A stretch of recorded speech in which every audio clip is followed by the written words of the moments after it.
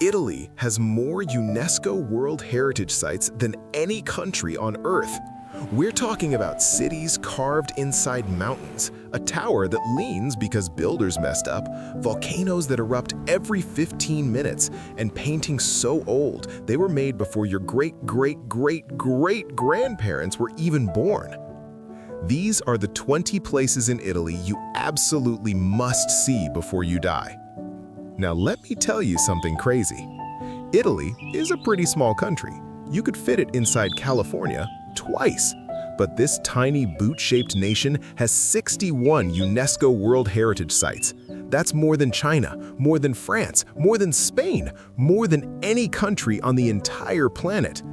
So what exactly is a UNESCO World Heritage Site? Think of it like this. Imagine the whole world got together and said, "Hey, this place is so special, so important that we need to protect it forever." That's what UNESCO does. They pick the most amazing places on Earth and say, "Yep, this belongs to all of humanity." And Italy? Italy has 61 of these special places. 55 of them are cultural sites. That means buildings, cities, and art made by humans. Things like ancient Roman stadiums, Renaissance paintings, and medieval towers. 6 of them are natural sites. That means nature made them. We're talking about massive volcanoes, pink glowing mountains, and islands that shoot fire into the sky. Some of these places are 5,000 years old. That means people built them before the pyramids in Egypt were even finished. And some are actually pretty new, like entire towns built around factories just 150 years ago. Now, I'm not going to show you all 61 sites today. That would take forever. And honestly, your brain might explode from too much amazingness. Instead, I picked the 20 best ones. The ones that will make your jaw drop.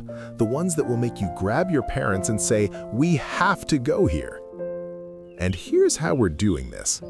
We're counting down, starting from number 20 all the way to number 1. Number 1 is going to be the most incredible, most unique, most "I can't believe this exists" place in all of Italy. But here's the thing you need to know. Even number 20 on this list is amazing, like seriously amazing. Most YouTube countdowns put the boring stuff at the beginning. Not this one. Number 20 is so beautiful, so jaw-dropping, that people fly from all over the world just to see it. We're starting strong, and it only gets better from there. So if number 20 makes you want to book a flight to Italy right now, just wait until you see number 1. Are you ready? Let's begin the countdown. Number 20, the Dolomites. And oh my goodness, we are starting with something so breathtaking that most people don't believe it's real when they first see pictures. They think someone used a computer to make it look pretty. Nope. This is 100% real, and it's one of the most beautiful places on planet Earth. The Dolomites are a group of mountains in northern Italy. They sit in 2 regions called Trentino and Veneto, way up near the top of the boot. UNESCO added them to the World Heritage List in 2009, and honestly, it should have happened way sooner. Let me tell you why these mountains are different from any other mountains you've ever seen. First, let's talk about how big they are. The Dolomites have 18 mountain peaks that are over 3,000 meters tall. Now, if you don't know meters, let me put it this way. That's over 10,000 feet. That's almost 2 miles straight up into the sky. These aren't little hills. These are giant, jagged, pointy mountains that look like they belong in a fantasy movie. But here's what makes the Dolomites truly magical. They glow. I'm not joking. Every morning at sunrise and every evening at sunset, these mountains turn pink. Sometimes orange, sometimes purple. It's like someone is painting them with watercolors right in front of your eyes. That's why people call them the Pale Mountains. During the day, the rocks look almost white or light gray. But when the sun is low in the sky, magic happens. Imagine standing there, watching giant mountains slowly turn from gray to pink to orange to purple as the sun goes down. People travel from all over the world just to see this. It's called enrosadira, which is an old local word that means to turn pink. Now, here's where things get really wild. You ready for this? These mountains, these huge, giant 10,000-foot tall mountains, used to be underwater. I know, it sounds impossible, but it's true. About 250 million years ago, there was no Italy, there were no Dolomites. Instead, there was a warm, shallow ocean right where these mountains stand today. And in that ocean, there were coral reefs. You know coral, right? The colorful stuff you see when people go scuba diving, the stuff that little fish swim around. Well, 250 million years ago, coral was growing at the bottom of this ancient ocean. Then, over millions and millions of years, the Earth's plates moved. The ground pushed up, the ocean went away. And those coral reefs, they got pushed higher and higher and higher until they became mountains. So when you look at the Dolomites, you're actually looking at ancient coral reefs that are now 10,000 feet in the air. Let that sink in for a second. Mountains made of coral from an ocean that doesn't exist anymore. That's insane! Oh, and it gets even cooler. Because these mountains are so old, scientists have found dinosaur footprints and fossils all over the place. Real dinosaur footprints, pressed into the rocks millions of years ago when dinosaurs were walking around. So you could be hiking in the Dolomites, look down and see the actual footprint of a dinosaur that walked there way before humans even existed. How cool is that? Now, the Dolomites aren't just pretty to look at. People actually do stuff here. In the winter, this is one of the best skiing places in the entire world. The snow is perfect, the views are incredible. Skiers come from every country to zoom down these mountains. In the summer, it's all about hiking. There are trails everywhere.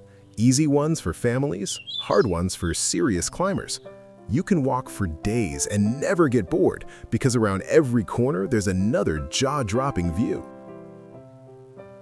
So that's number 20, the Dolomites. Ancient coral reefs turned into glowing pink mountains with dinosaur footprints and world-class skiing. And remember, this is just number 20.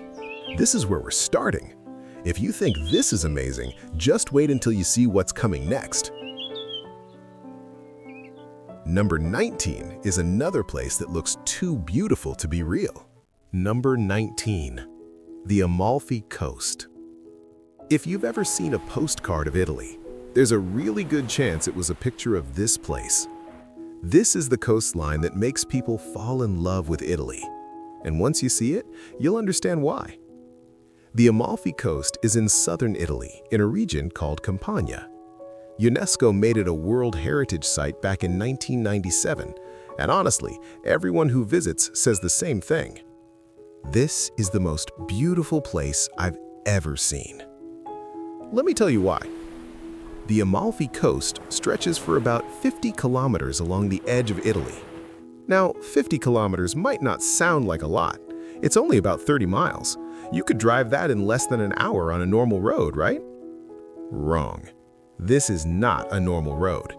The Amalfi Coast Road twists and turns along the edge of giant cliffs. On one side, you've got massive rocky mountains going straight up. On the other side, a straight drop down into the bright blue Mediterranean Sea. People say driving on this road feels like being on a roller coaster. Sharp turns, hairpin curves. Your stomach does little flips the whole way. But here's the thing. You don't even care that the road is scary, because every single turn shows you something so beautiful, you forget to be nervous. Now let's talk about what makes the Amalfi Coast so special. The houses. Imagine a cliff going almost straight down to the sea. Now imagine people building houses on that cliff. Not at the top, Not at the bottom, right on the side of it, stacked on top of each other like colorful building blocks. Pink houses, yellow houses, orange houses, white houses, all of them clinging to the rocks like they're holding on for dear life. And somehow, it works. It's not messy, it's not ugly, it's absolutely gorgeous. These houses have been there for hundreds of years. People figured out how to build on cliffs long before we had fancy machines and technology. They just looked at those steep rocks and said, "Yep, we're gonna live here." And they did. The Amalfi Coast isn't just one town. It's actually 16 tiny towns spread along the coastline. The most famous ones are Positano, Amalfi, and Ravello. Positano is the one you see in all the photos. It's got those famous colorful houses tumbling down the cliff toward a little beach. People call it the most romantic town in Italy. Amalfi is the town that gave the whole coast its name. It used to be a super powerful trading city hundreds of years ago. Now it's got beautiful churches and a cute little main square. Ravello is up high on the cliffs, away from the sea. It's quieter and more peaceful. Famous musicians and writers have visited Ravello for over 100 years because it's so calm and inspiring. Each town is different. Each town is special. But they all share that same incredible beauty. Okay, now I need to tell you about the lemons. The Amalfi Coast is famous for its lemons. But these are not regular lemons like you see at the grocery store. These lemons are huge. I'm talking the size of footballs. Seriously, you could hold one in both hands and still barely fit your fingers around it. They're called Sfusato Amalfitano lemons, and they only grow in this part of Italy. The soil, the sun, the sea air, everything combines to make these giant, super sweet, super fragrant lemons. What do people do with them? They make limoncello. Limoncello is a famous Italian drink made from lemon peels, and it was invented right here on the Amalfi Coast. Italians drink it after dinner as a special treat. They also use these giant lemons to make lemon cake, lemon candy, lemon everything. You can even buy lemon soap and lemon perfume. When you walk through the towns, you can smell lemons everywhere. It's like the whole coastline is one big lemon garden. Here's the thing about the Amalfi Coast. A lot of beautiful places in the world are beautiful because nobody lives there. Empty beaches, untouched mountains, places where nature does its thing without humans getting in the way. But the Amalfi Coast is different. It's beautiful because of the people. Because of the colorful houses, because of the little fishing boats, because of the terraces where people grow lemons, because of the tiny churches and winding staircases. Humans and nature worked together here for hundreds of years to create something magical, and that's what makes it so special. So that's number 19, the Amalfi Coast. 50 kilometers of curvy roads, colorful cliff houses, 16 charming towns, and lemons the size of footballs. This is the kind of place that makes you want to grab a camera, hop on a plane, and just stare at it for hours. But guess what? Our next stop is even more incredible, because at number 18, we're going to visit a place where time literally stopped. Number 18, Pompeii, Herculaneum, and Torre Annunziata. This is the place where time stopped. Literally. One regular day, almost 2,000 years ago, everything just froze. And today, you can walk through these ancient cities and see exactly what life was like in ancient Rome. It's spooky, it's amazing, and it's one of the most important historical places on Earth. These three cities are located near Naples in southern Italy, right next to a big mountain called Mount Vesuvius. Now, Mount Vesuvius isn't just any mountain. It's a volcano. And in the year 79 AD, almost 2,000 years ago, that volcano exploded. UNESCO made these sites a World Heritage location in 1997 because what happened here changed everything we know about ancient history. Let me take you back in time. It was August 24th, 79 AD. Just a normal day. People in Pompeii were shopping at the market. Kids were playing in the streets. Bakers were making bread. Families were eating lunch. Nobody knew what was about to happen. Then, boom! Mount Vesuvius erupted. But this wasn't like the eruptions you see in movies where lava slowly rolls down. No, this was something much, much worse. The volcano shot a giant cloud of ash, rock, and super-hot gas miles into the sky. This cloud was so hot it could cook things instantly. And then it started falling down. Within hours, the entire city of Pompeii was buried under 20 feet of volcanic ash and rock. 20 feet! That's like a 2-story building made of ash falling on top of everything. Herculaneum and Torre Annunziata, 2 nearby cities, got buried too. And just like that, 3 entire cities disappeared. Gone. Buried. Forgotten. For over 1,500 years, nobody knew these cities were there. The ground above them turned into farmland. People built new towns. Life went on. Then, in the 1700s, workers digging a well found something strange underground. Old walls, old streets, old buildings. Scientists started digging, and they couldn't believe what they found. Entire cities, perfectly preserved, exactly the way they looked on the day the volcano erupted. The ash had acted like a protective blanket. It covered everything so quickly that nothing had time to rot away or fall apart. Houses still had their furniture. Shops still had their goods. Kitchens still had food in them. It was like finding a time capsule the size of an entire city. Today, you can actually walk through the streets of Pompeii and Herculaneum, and it's the most amazing feeling. You're walking on the same stones that ancient Romans walked on 2,000 years ago. You're passing the same buildings they passed. You're standing in the same spots where they stood. And you can see everything. There are ancient bakeries with stone ovens that still look like they could bake bread today.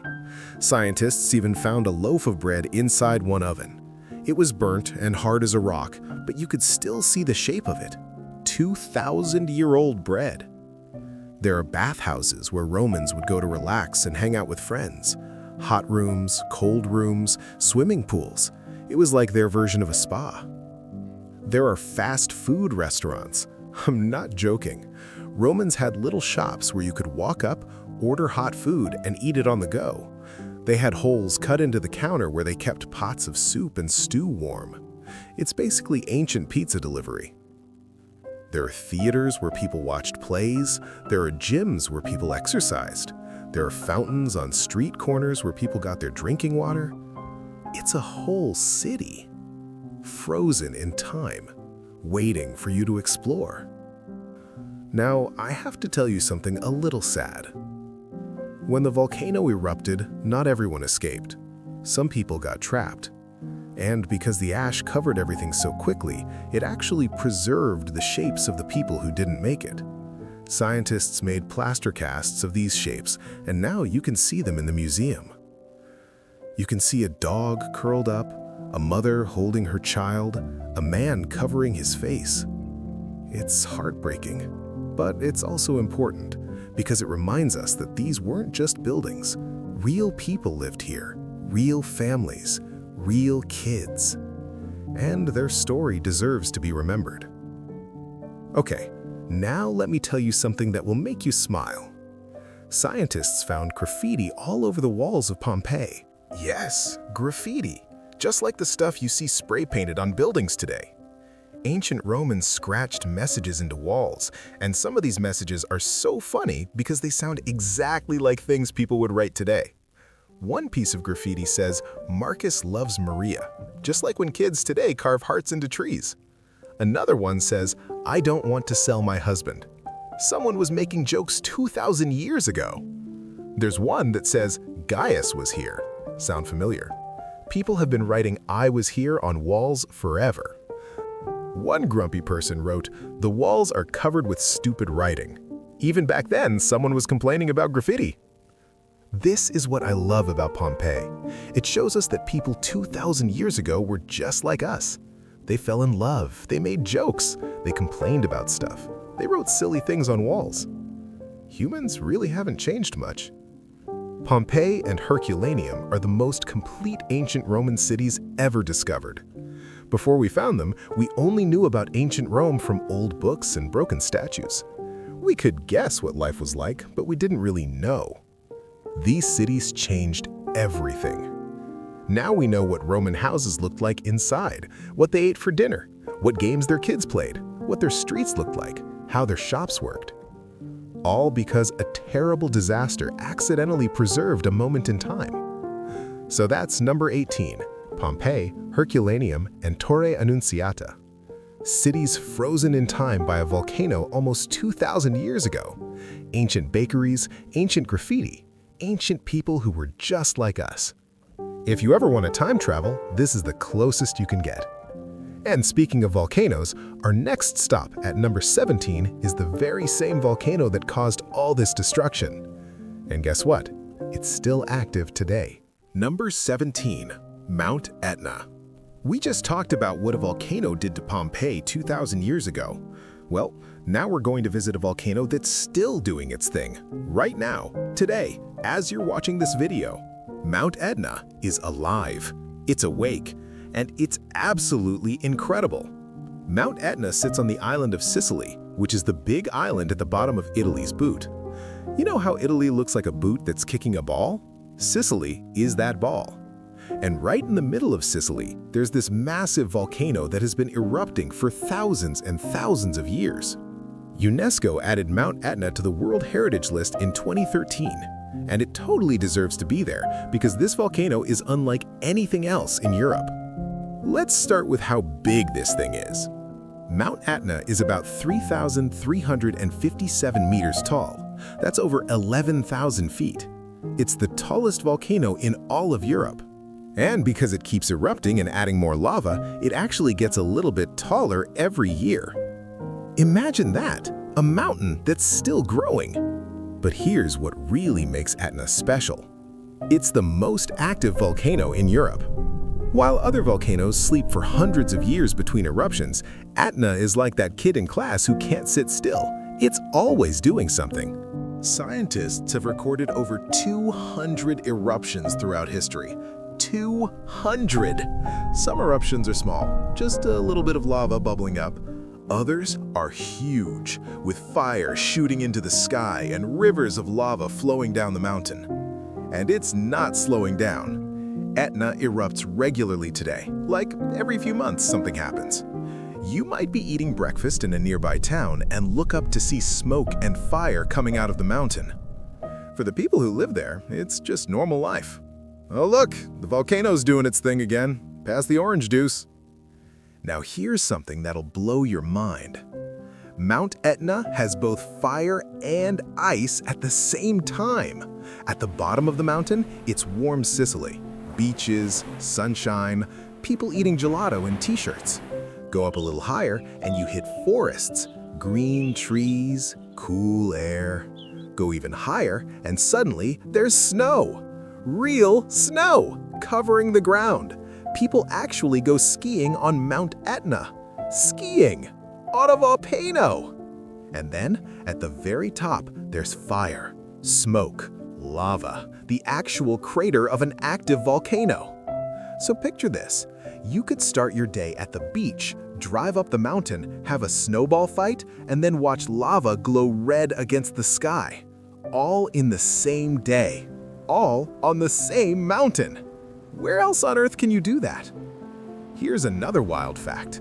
Mount Etna is so big that it creates its own weather. You could be standing at the bottom of the mountain on a beautiful sunny day, blue sky, not a cloud anywhere, perfect weather. But look up at the top of the volcano and there could be a full-on snowstorm happening. Wind, clouds, snow flying everywhere. The mountain is so tall that it basically sticks up into a different part of the atmosphere. The bottom and the top are like two completely different worlds. Scientists say Etna affects the weather for the whole region. It can trap clouds, it can create rain, it can make wind patterns change. This isn't just a mountain, it's like a giant weather machine. You might think nothing could live on an active volcano. Too dangerous, right? Too much fire and lava and destruction? Wrong. Mount Etna is actually home to plants and animals that you can't find anywhere else on Earth. The soil around the volcano is super rich because of all the volcanic minerals. So plants grow like crazy. There are forests, orchards, and vineyards all over the lower parts of the mountain. The grapes grown on Etna's slopes make some of Italy's best wine. People say you can actually taste the volcano in the wine. The minerals from the volcanic soil give it a special flavor that's different from any other wine in the world. And there are animals too. Birds, insects, small mammals. They've all adapted to live on this crazy fire-breathing mountain. Scientists are still discovering new species that exist only on Etna. Life finds a way, even next to an active volcano. Here's the cool part. You can actually visit Mount Etna. People hike up the mountain all the time. There are cable cars that take you part of the way up, and from safe viewing spots, you can watch the volcano do its thing. At night, if there's activity, you can see the lava glowing orange and red against the dark sky. It's one of the most amazing sights in the world. Of course, you have to be careful. This is an active volcano after all. There are guides and scientists who know where it's safe to go and where it's not. You don't just wander up there on your own. But standing near an active volcano, feeling the heat, smelling the sulfur, watching actual lava bubble and flow, it makes you feel really, really small. In a good way. It reminds you how powerful nature is. Mount Etna has been erupting for about 500,000 years. 500,000 years. Ancient Greeks thought a giant monster lived under the mountain. They believed the fire and smoke came from the monster breathing. They called the monster Typhon, and they were terrified of him. Later, Romans thought the god of fire, Vulcan, had his workshop inside the volcano. That's actually where the word volcano comes from, Vulcan.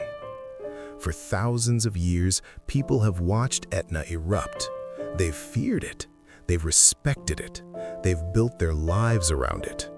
And today, it's still going strong, still erupting, still reminding us that the Earth is alive and powerful. So that's number 17, Mount Etna, Europe's tallest and most active volcano. Over 200 eruptions, snow and fire on the same mountain, its own weather system, unique plants and animals, and still going strong after 500,000 years. This is nature at its most powerful and most beautiful.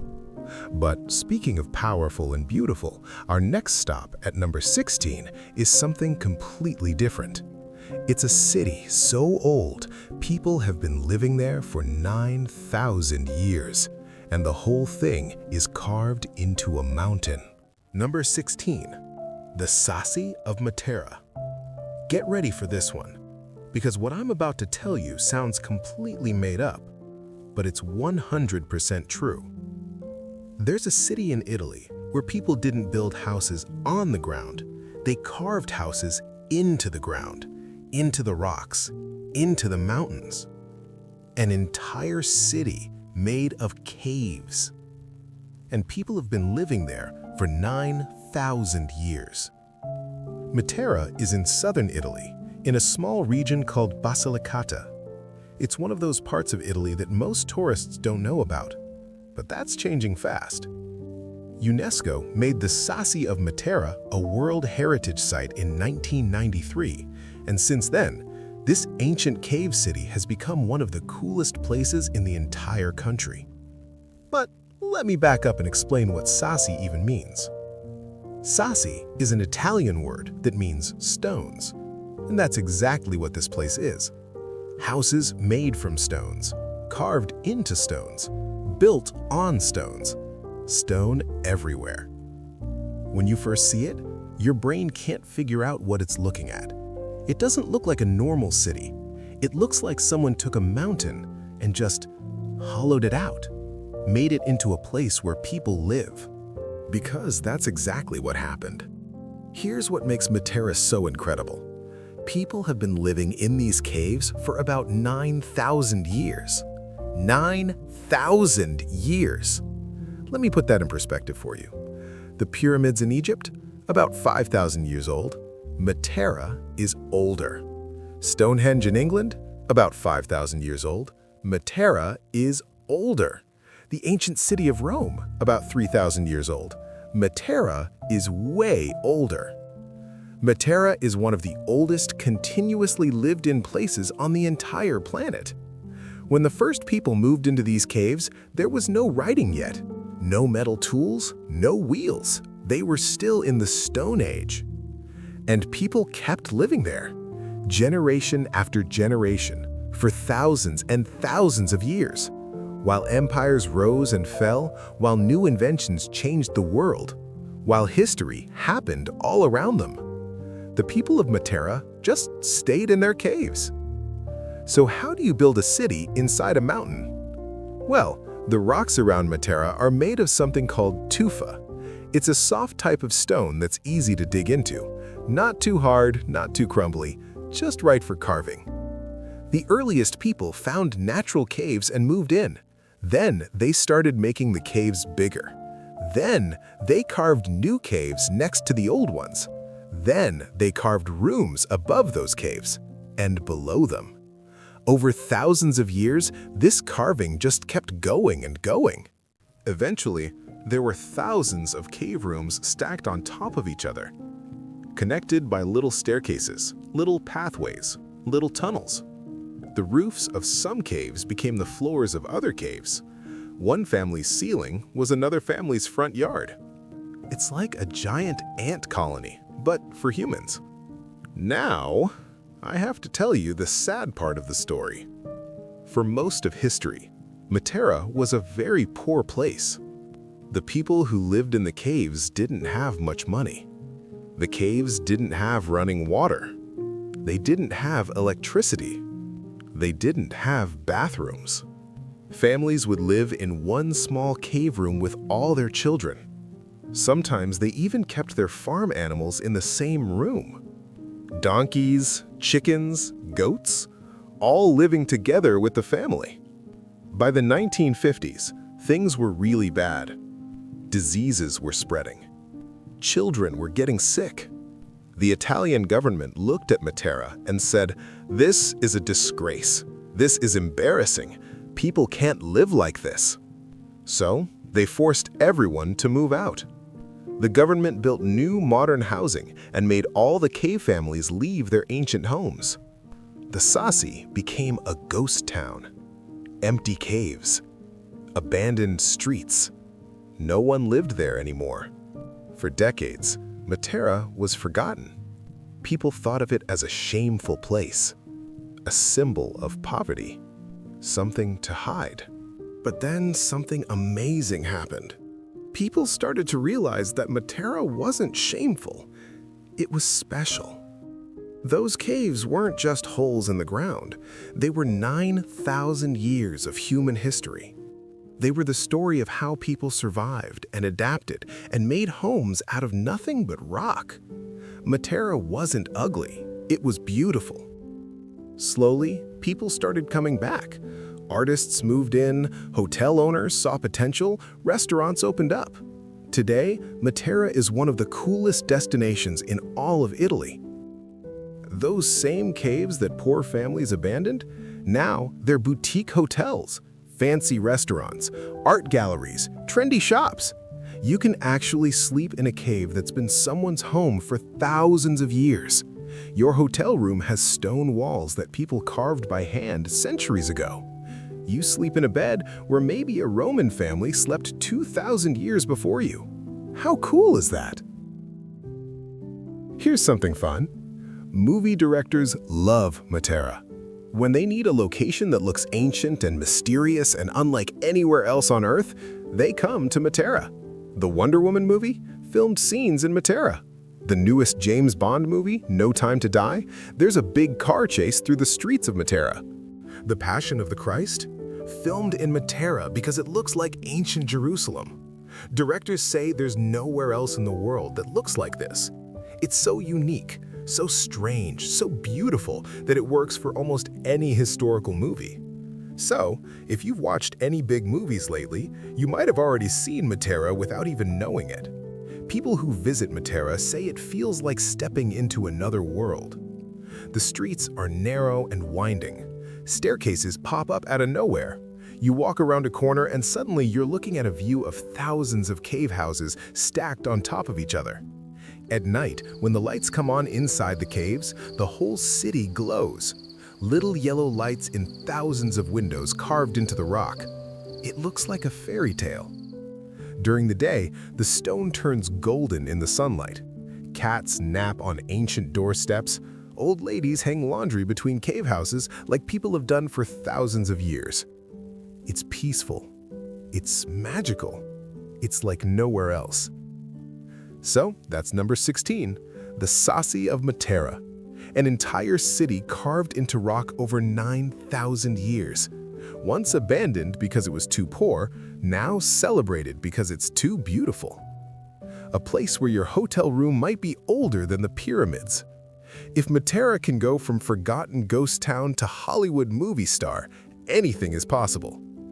And speaking of beautiful and unique places, our next stop at number 15 is a group of colorful villages that cling to cliffs above the sea.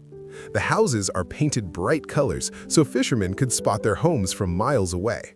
Number 15. Cinque Terre, Porto and the Islands. Okay, say it with me. Cinque Terre. It's Italian for 5 lands. And these 5 lands are some of the most colorful, most charming, most Instagram-famous places in all of Italy. If you've ever seen pictures of tiny, colorful houses stacked on cliffs above a bright blue sea, there's a really good chance you were looking at Cinque Terre.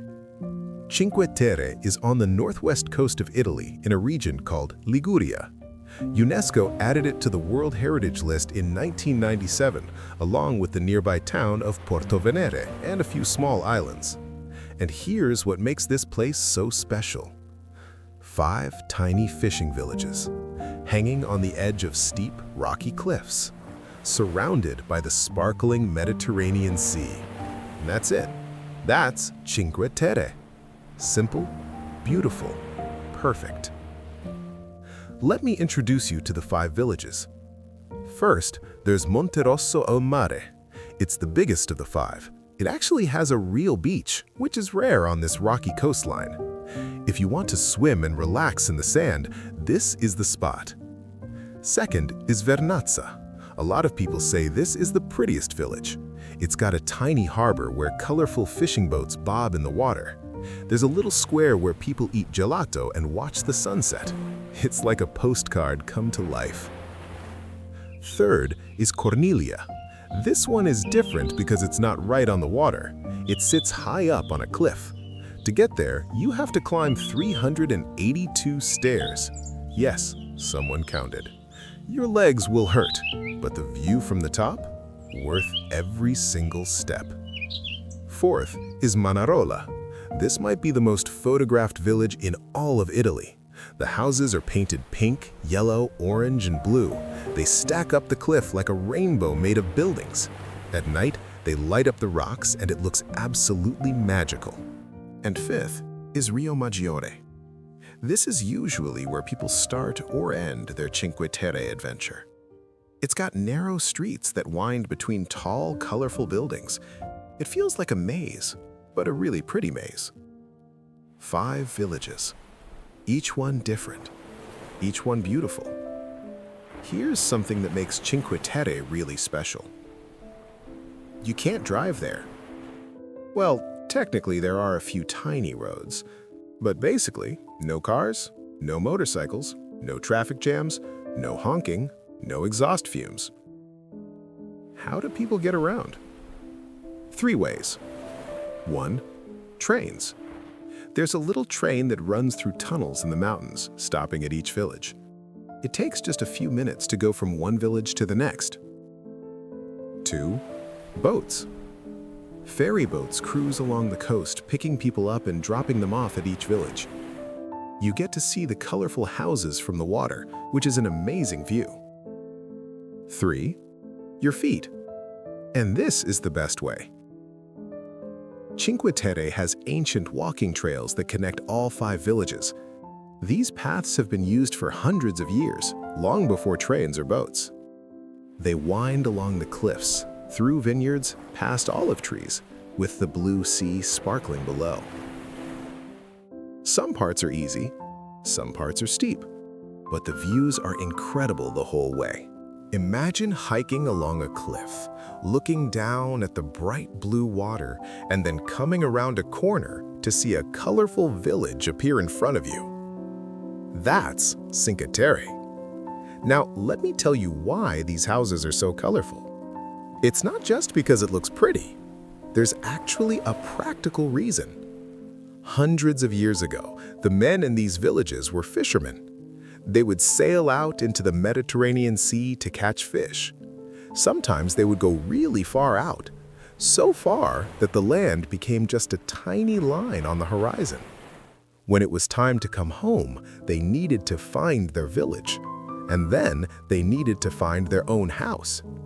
So people started painting their houses bright colors: pink, yellow, blue, orange, green. Each house was a different color. Each family had their own color. Imagine a fisherman could be miles out at sea, squint at the coastline, and say, "There's my pink house. That's where I need to go." It was like a giant, colorful map painted on the cliffs. Today, people don't need to spot their houses from fishing boats anymore. But they kept the tradition. They kept painting the houses bright colors. And that's why Cinque Terre looks like a rainbow fell on it. Oh, I almost forgot to tell you about the food. Cinque Terre is famous for something you've definitely eaten before. Pesto. You know pesto, right? That green sauce made from basil leaves, pine nuts, garlic, cheese, and olive oil? The stuff you put on pasta. It was invented right here in the Liguria region. The hills around Cinque Terre are perfect for growing basil. The sea air, the sunshine, the rocky soil, it all combines to make basil that tastes better than anywhere else in the world. People in Cinque Terre have been making pesto for hundreds of years. They crush the basil by hand in a stone bowl. They add fresh local olive oil. They mix in cheese from nearby farms. And then they put it on pasta called trofie. It's a little twisted pasta that's perfect for holding on to all that delicious green sauce. If you visit Cinque Terre and don't eat pesto, you're doing it wrong. Now, here's something a lot of people don't notice at first. Look at the hills around Cinque Terre and you'll see lines. Hundreds and hundreds of horizontal lines carved into the steep slopes. Those are terraces. The hillsides are so steep that you can't just plant things normally. The soil would wash away. The plants would slide down. So for hundreds of years, people built stone walls to create flat steps in the hillside. Terrace after terrace after terrace. On these terraces, they grow grapes for wine. They grow olives for oil. They grow those famous basil plants for pesto. Building these terraces was incredibly hard work, moving stones by hand, stacking them perfectly, creating flat land where there was none. Scientists estimate that if you lined up all the terrace walls in Cinque Terre, they would stretch longer than the Great Wall of China. All built by hand, all so people could farm on impossible cliffs. People who visit Cinque Terre say it feels like stepping back in time. There are no big hotels, no chain restaurants, no shopping malls, just little family-run places that have been there for generations. Grandmas hang laundry out windows. Fishermen still bring in their catch each morning. Cats sleep in sunny doorways. The pace of life is slow. Nobody's rushing anywhere. You eat, you walk, you look at the sea, you eat some more. You watch the sunset paint the colorful houses orange and pink. It's simple, and sometimes simple is exactly what you need. So that's number 15, Cinque Terre. 5 colorful villages clinging to cliffs. No cars allowed, ancient walking trails connecting them all, pesto that was invented right here, and houses painted bright colors so fishermen could find their way home. It's one of the most beautiful corners of Italy, maybe one of the most beautiful corners of the world. But we're just getting started. At number 14, we're heading to a place that looks like it belongs in a fairy tale. Little white houses with pointy cone-shaped roofs that look like something gnomes would live in. Number 14. Trulli of Alberobello.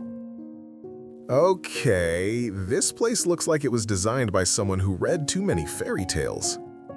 Imagine tiny white houses with gray pointy roofs shaped like cones, or wizard hats, or ice cream cones turned upside down. They look like something from a storybook, like where gnomes or smurfs would live. But these aren't fantasy buildings, they're real. And there's a really sneaky reason why they look so weird. Alberobello is a small town in the Puglia region of Italy. That's the heel of Italy's boot, way down in the southeast part of the country. UNESCO made Alberobello a World Heritage Site in 1996 because there's nowhere else on Earth that looks quite like this.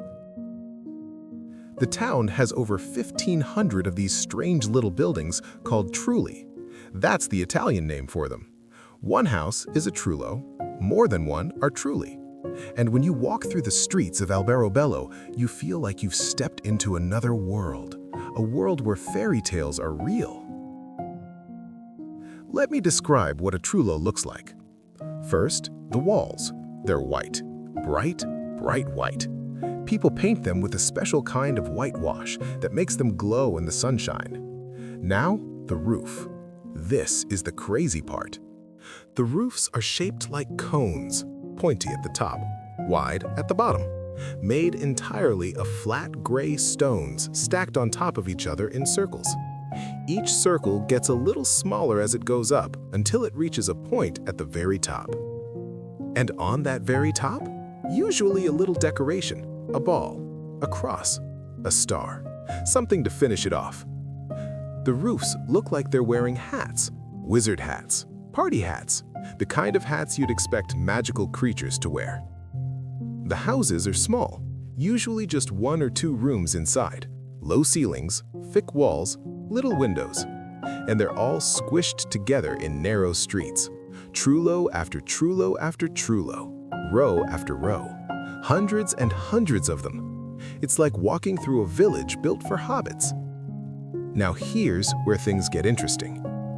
These trulli are built without any mortar. You know what mortar is, right?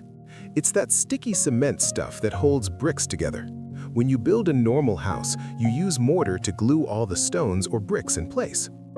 The trulli? No mortar. No cement. No glue. Nothing. Just stones.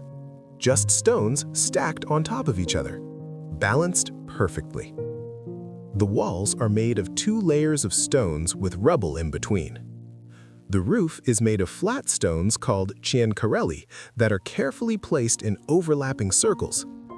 It's like building with Lego blocks, or like making a house of cards. Everything just sits there, held together by gravity and careful placement. If you pulled out the right stone, the whole thing could come tumbling down. And that, my friends, was the whole point. Here's the sneaky part of the story. Hundreds of years ago, the King of Naples made a rule. If you built a permanent house, you had to pay taxes on it. The bigger and fancier your house, the more taxes you paid. But the people of this area were poor farmers. They didn't have money for taxes. They could barely afford to eat. So, they came up with a clever trick. They built houses that weren't permanent. See, if a house could be taken apart quickly, it wasn't really a permanent building, right? It was just a pile of stones that happened to look like a house. When the tax collectors came to town, people would get a warning. The tax man is coming. And what would they do? They'd run to their roofs and start pulling out the key stones. The roofs would collapse into piles of rubble. The walls would come tumbling down. By the time the tax collector arrived, there were no houses, just piles of rocks, nothing to tax. Houses? What houses? We don't see any houses, just rocks. You can't tax rocks.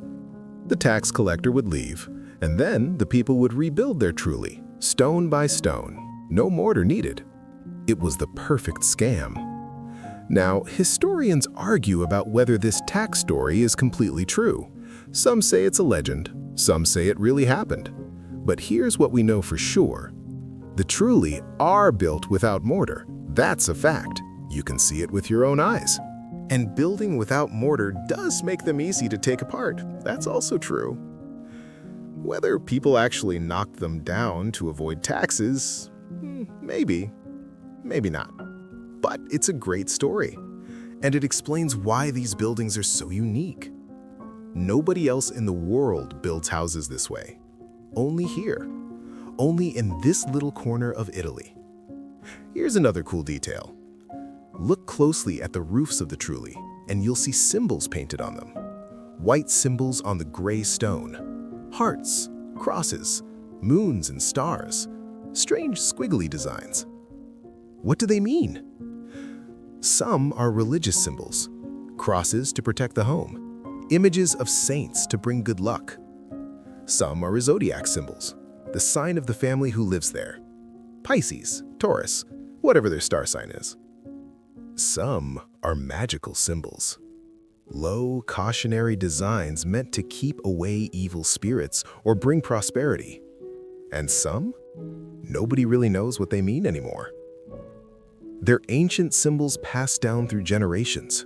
The original meaning got lost over time. But people keep painting them. Tradition is tradition. Today, Alberobello is a major tourist destination. People come from all over the world to walk through the Trulli streets, to take photos of the pointy roofs, to feel like they've stepped into a fairy tale. Some Trulli are homes where families still live. Just regular Italian families going about their daily lives in these magical-looking houses. Some Trulli are shops. You can buy souvenirs, local olive oil, handmade crafts, all inside tiny cone-roofed buildings. Some Trulli are restaurants. Imagine eating pasta inside a house that looks like a wizard's cottage. And some Trulli are hotels. You can actually sleep inside one, fall asleep looking up at that cone-shaped ceiling, wake up and walk outside into a village that looks like it belongs in a dream. People who visit Alberobello say it's hard to believe it's real. You keep wanting to pinch yourself, to make sure you're not dreaming, to check that you haven't somehow wandered into a movie set. But it's real. Real people built these Trulli hundreds of years ago. Real people still live in them today. It's proof that humans can create magical things, that architecture doesn't have to be boring, that sometimes the weirdest ideas turn out to be the most wonderful. So that's number 14, the Trulli of Alberobello. 1,500 fairy tale houses with cone-shaped roofs, built without any glue, possibly designed to trick tax collectors, covered in mysterious symbols, and absolutely, completely, 100% magical. If you ever wanted to live in a storybook, this is your chance. And speaking of unique buildings, our next stop at number 13 is a castle that's shaped like, well, it's shaped like nothing you've ever seen before. A mysterious octagon with secrets nobody has figured out yet. Number 13. Florence Historic Center. Get ready, because this city changed the entire world. I'm not exaggerating. The things that happened in Florence about 600 years ago shaped art, science, architecture, and how humans think about, well, everything. This is where the Renaissance began. And if you don't know what the Renaissance is, don't worry. I'm about to explain why it's the most important thing you've probably never learned about in school. Florence is in the Tuscany region of Italy, right in the heart of the country. UNESCO made it a World Heritage Site way back in 1982, which was one of the very first years UNESCO was giving out these awards. That should tell you something. Florence was so obviously special that it was one of the first places in the entire world to be protected. Florence is called Firenze in Italian, and they call it something else too. The cradle of the Renaissance. Okay, let me explain what the Renaissance was, because once you understand it, Florence makes a lot more sense. For about 1,000 years, Europe was in what historians call the Middle Ages, sometimes the Dark Ages. Life was hard. People didn't have much education. Art was kind of basic. Science was almost non-existent. Then, starting around the 1400s, something changed. People started getting curious again. They wanted to learn. They wanted to create. They wanted to push boundaries and discover new things. This explosion of art, science, and ideas is called the Renaissance. The word means rebirth in French, and that's exactly what it was, a rebirth of creativity and knowledge. And where did all this start? Florence. Right here in this city, some of the greatest artists, thinkers, and inventors in human history lived and worked. They created masterpieces. They made discoveries.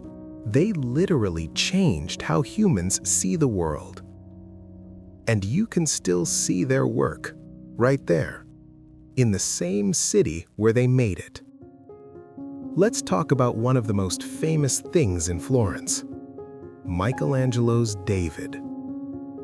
You've probably seen pictures of this statue, a muscular man standing tall, one hand hanging at his side, the other raised up near his shoulder, looking off into the distance.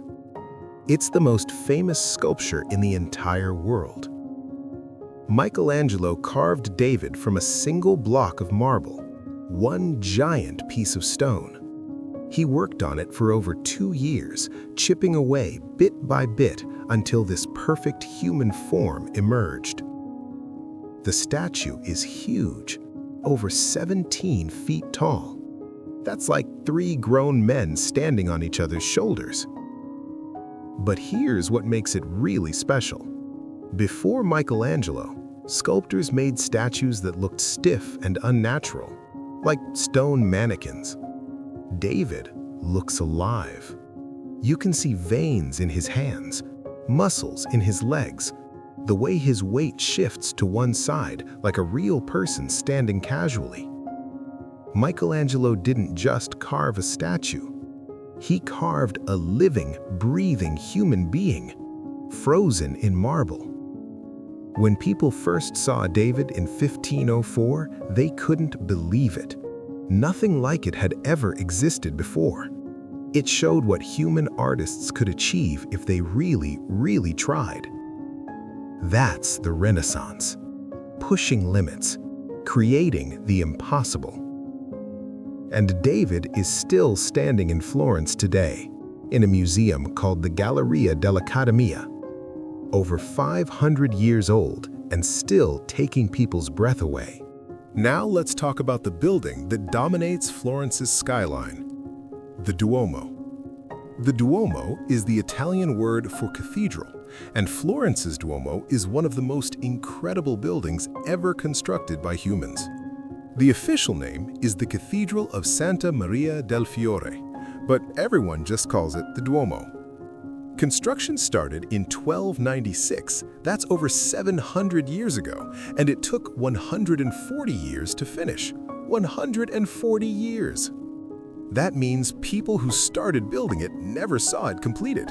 Their children didn't see it completed. Their grandchildren didn't see it completed. It took generations. But the most amazing part is the dome. When they designed the Duomo, they planned for a massive dome on top, bigger than any dome ever built before. But there was a problem. Nobody knew how to build it. The dome was supposed to cover a space so wide that no existing construction technique could make it work. If you built a normal dome that big, it would collapse under its own weight before you finished. For years, the cathedral sat there with a giant hole in the roof. No dome, just a gap where the dome should be. People wondered if it would ever get finished. Then, a guy named Filippo Brunelleschi came along. Brunelleschi was an architect and engineer, and he said he could do it. People laughed at him. They thought he was crazy. The dome was impossible. Everyone knew that. But Brunelleschi had a plan, a secret plan he refused to share with anyone because he was afraid people would steal his ideas. He invented a completely new way to build domes. Instead of using wooden scaffolding to hold the dome up while building it, he designed the dome to basically hold itself up. Each layer of bricks supported the next layer, like a house of cards but with stone. It was genius. It was revolutionary. And it worked. The dome was completed in 1436.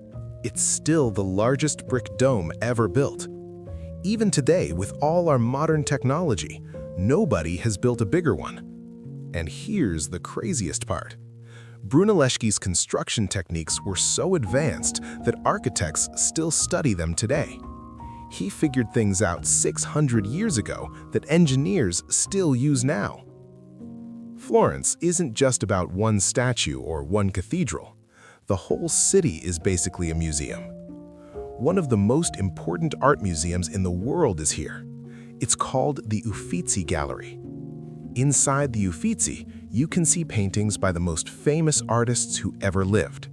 Leonardo da Vinci, you know, the guy who painted the Mona Lisa? He has paintings here. Botticelli, his painting The Birth of Venus, the one with the beautiful woman standing on a seashell, it's here.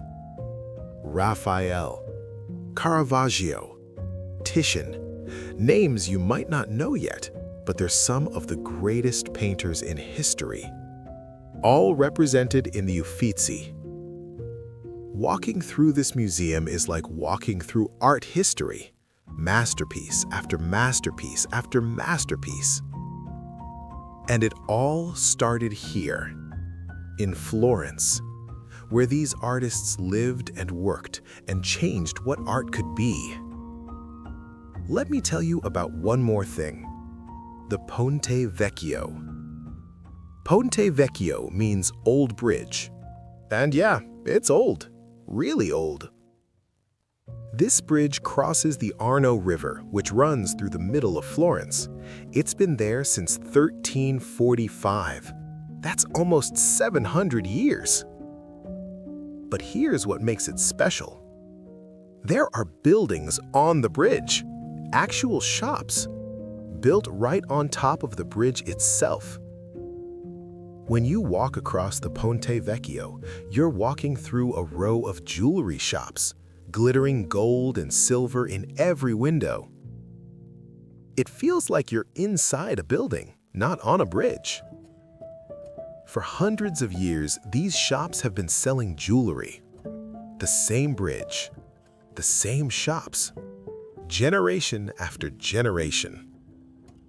And people still use this bridge every day. Locals walk across it to get to work. Tourists stroll across taking photos.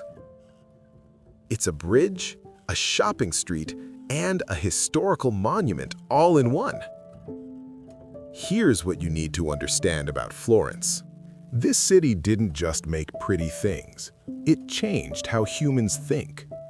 Before the Renaissance, people believed that the ancient Greeks and Romans were the peak of human achievement. that nothing new could be created, that the best days were behind us. Florence proved that was wrong. Artists here created things that had never existed before. Architects built structures that were supposed to be impossible. Scientists and thinkers asked questions nobody had asked in 1,000 years. Florence showed that humans could keep improving, keep creating, keep pushing forward. That idea, that we can always do better, that's the gift Florence gave to the world. So that's number 13, the historic center of Florence. Birthplace of the Renaissance, home to Michelangelo's David, location of the impossible dome, filled with priceless masterpieces, connected by 700-year-old bridges. This city didn't just witness history, it made history. And now, let's move to a place where the art isn't on canvases or in statues. At number 12, we're going to see art made of millions of tiny pieces of glass, mosaics that have been sparkling for over 1,500 years. Number 12, Piazza del Duomo, Pisa, the Leaning Tower. You know this one. You've definitely seen pictures. That famous tower that looks like it's about to fall over. The one where tourists take silly photos pretending to push it or hold it up. But here's the thing. There's a crazy story behind why this tower leans.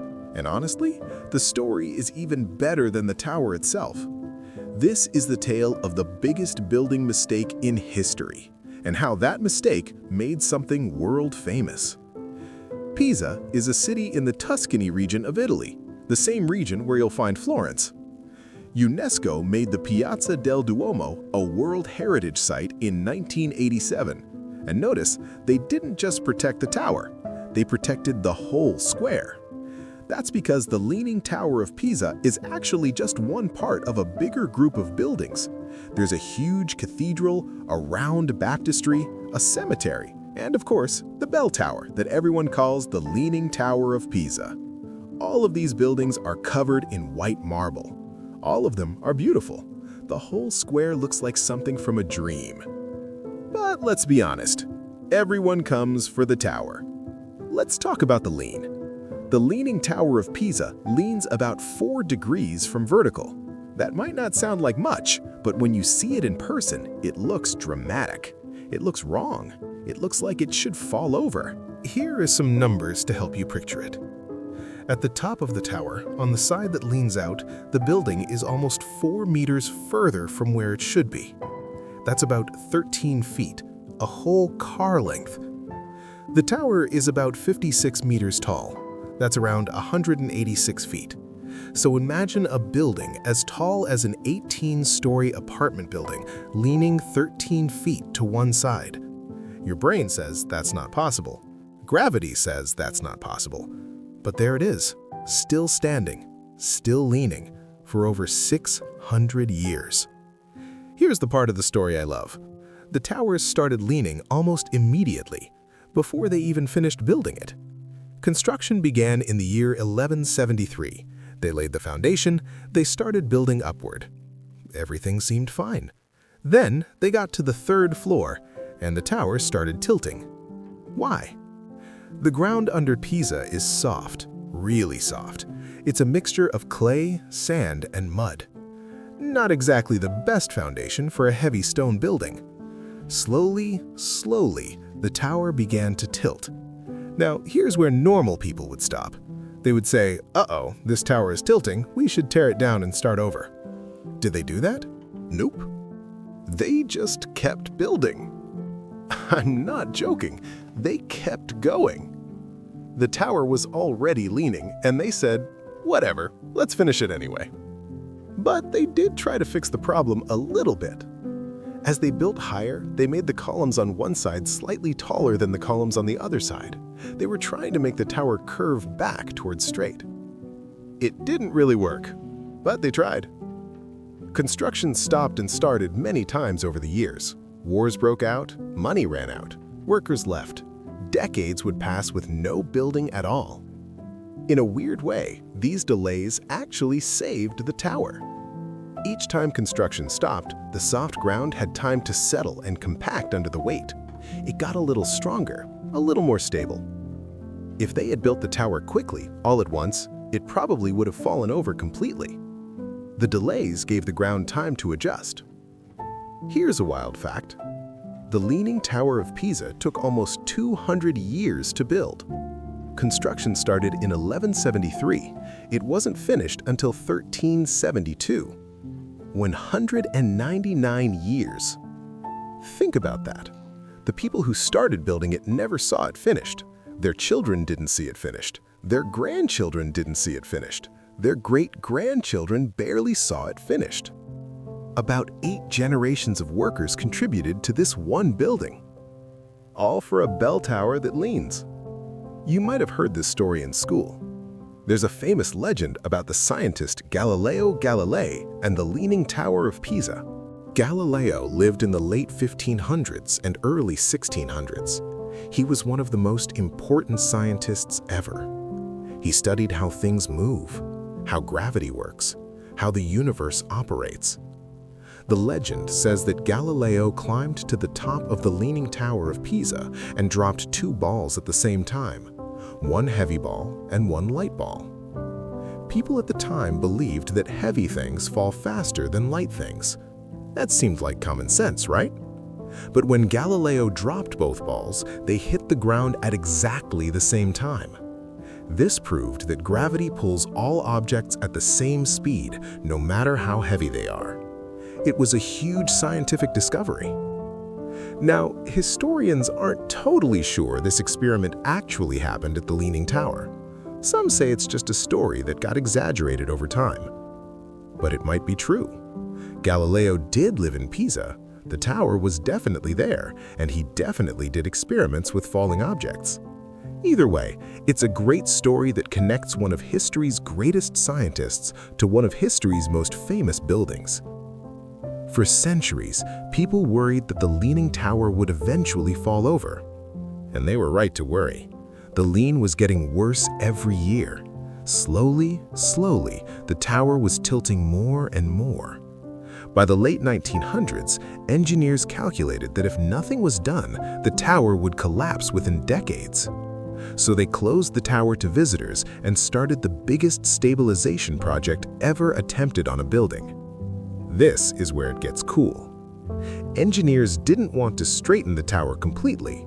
That would ruin it. Nobody wants to visit the perfectly straight Tower of Pisa. They just wanted to reduce the lean enough to keep it safe, make it stable, but still leaning. What they did was genius. They carefully removed soil from under the side of the tower that wasn't leaning, very slowly, very carefully, just a little bit at a time. As they removed soil, that side of the tower sank down a tiny bit, which pulled the leaning side back up a tiny bit.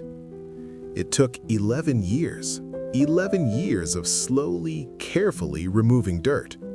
When they finished in 2001, the tower had been straightened by about 1.5 feet. It went from leaning 5.5 degrees to leaning about 4 degrees.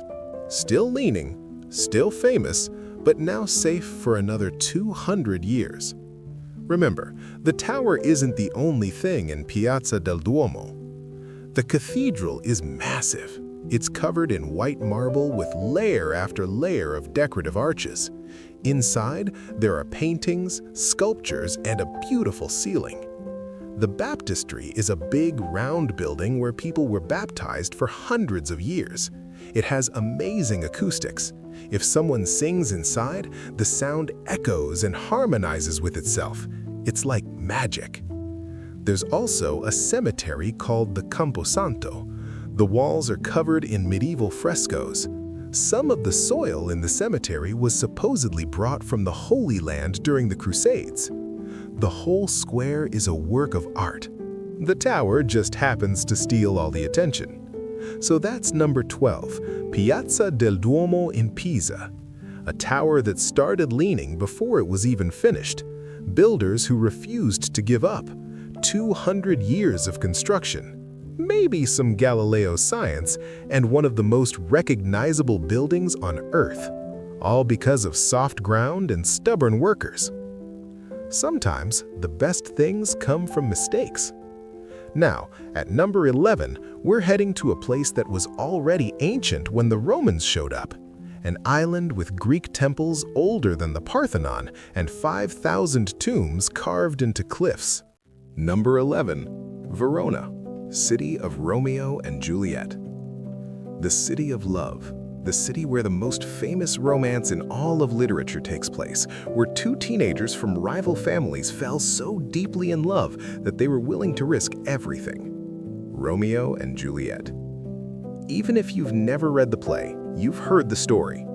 And even though Shakespeare made it up over 400 years ago, people still come to Verona hoping to find a little bit of that magic for themselves.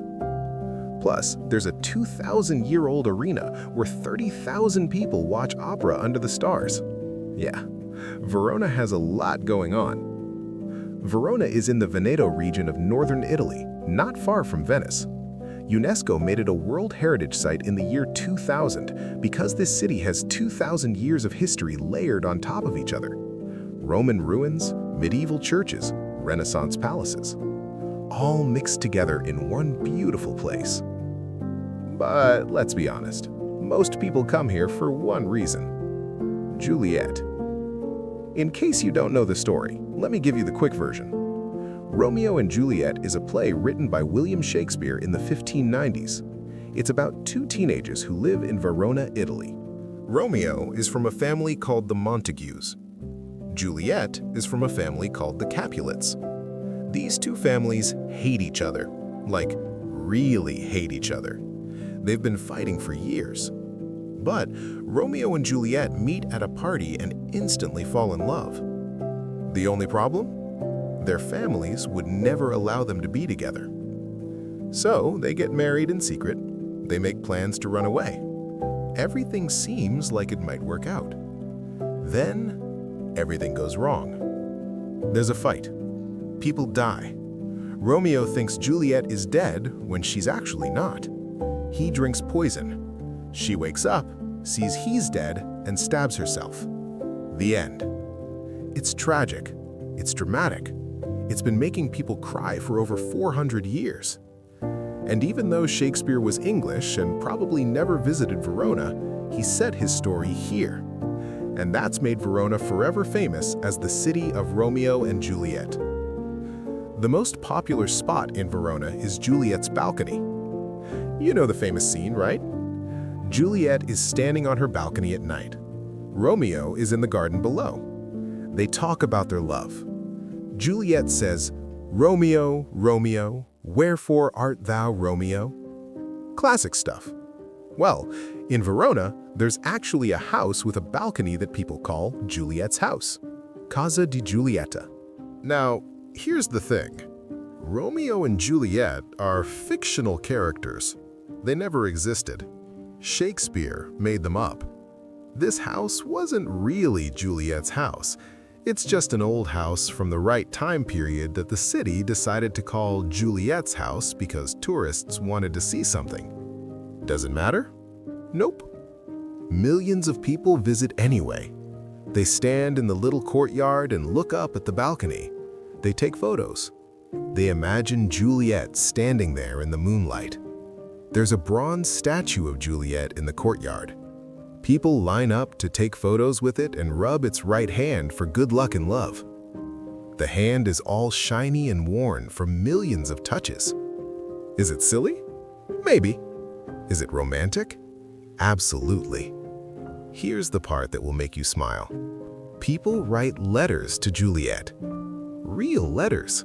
Thousands and thousands of them every year, from all over the world. Some people stick notes to the walls of the courtyard. Love notes, wishes, hopes, dreams. The walls are covered in them.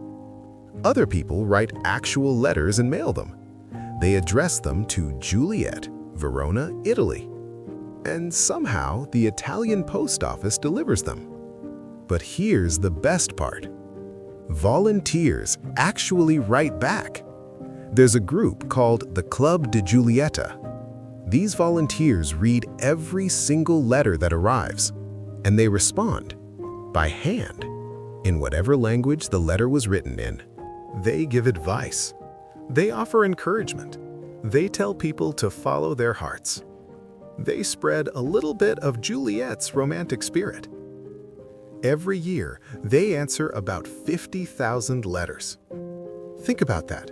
50,000 strangers writing to a fictional character about their love lives, and real people taking the time to write back and actually help. There's even a movie about this called Letters to Juliet. In a world that can feel pretty cynical sometimes, Verona keeps the romance alive. Okay, now let's talk about something completely different. Verona has one of the best preserved Roman arenas in the entire world. You remember the Colosseum in Rome, the one we talked about earlier? Well, Verona has its own arena, and in some ways, it's even better. The Arena di Verona was built around 30 AD. That makes it almost 2,000 years old. It's actually older than the Colosseum in Rome, which was built about 50 years later. The arena is an oval shape, with rows of stone seats rising up around a central stage. It could originally hold about 30,000 spectators. In Roman times, this is where gladiators fought, where wild animals battled, where crowds cheered for blood. Pretty much the same stuff that happened at the Colosseum.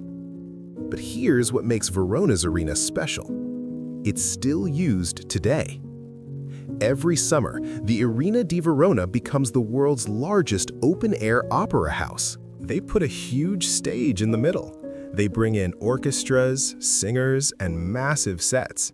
And 30,000 people fill those ancient stone seats to watch opera. Imagine this.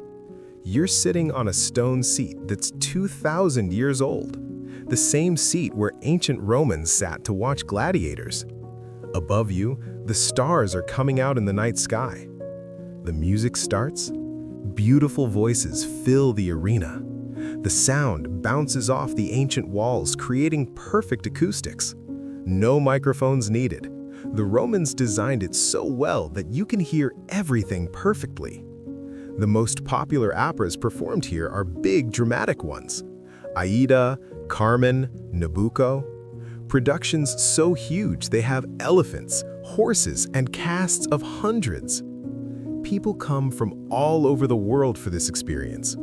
Opera in a 2,000-year-old arena under the Italian stars. There's nothing else like it. Verona isn't just about Romeo and Juliet and opera. Walk through the streets and you see 2,000 years of history everywhere. There are Roman gates that marked the entrances to the ancient city. You can still walk through them today. There's a Roman theater on a hillside, smaller than the arena, but still impressive. There are medieval towers and churches, Renaissance palaces with fancy facades, castles with bridges over the river. The Adige River curves through the city with beautiful bridges crossing it. One bridge, Ponte Pietra, has parts that are 2,000 years old. The Romans built it. You can eat dinner at restaurants built into medieval buildings, shop in stores inside Renaissance palaces, sleep in hotels that have been welcoming guests for centuries. Everything is layered. Everything is connected. The past and present living side by side.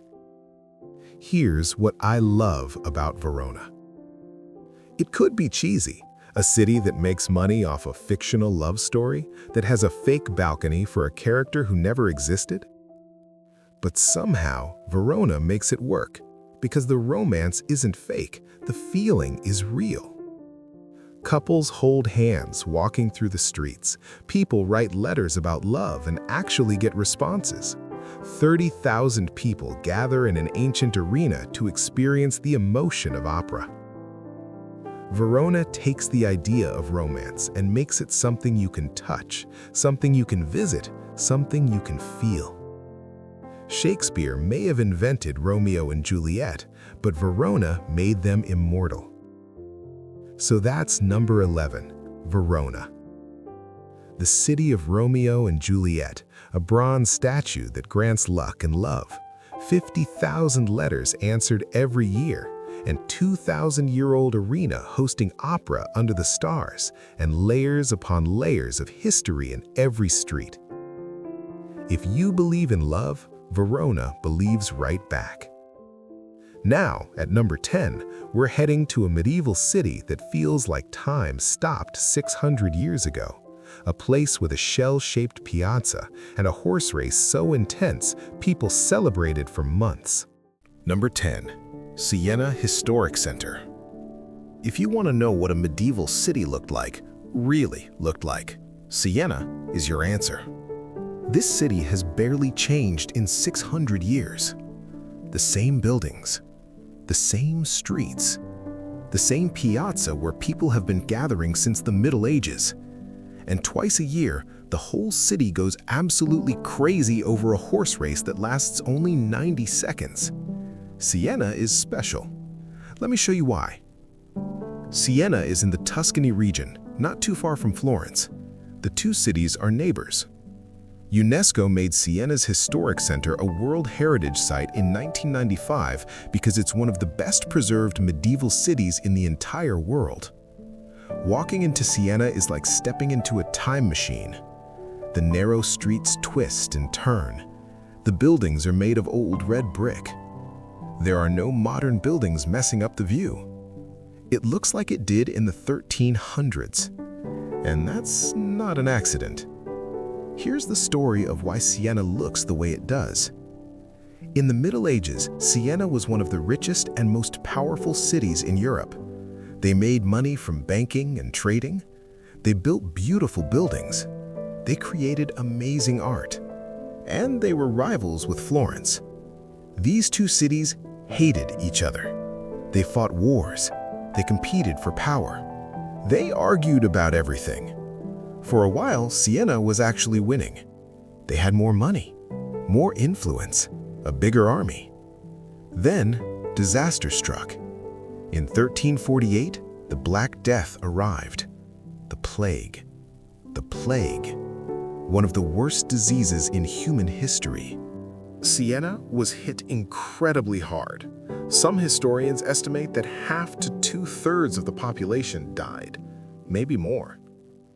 The city never recovered. After the plague, Siena didn't have enough people or money to keep growing. They couldn't build new buildings. They couldn't expand. They just stopped. Meanwhile, Florence recovered faster. Florence grew.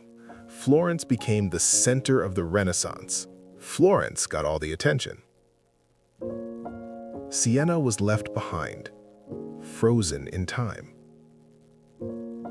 And here's the weird thing. That turned out to be a blessing.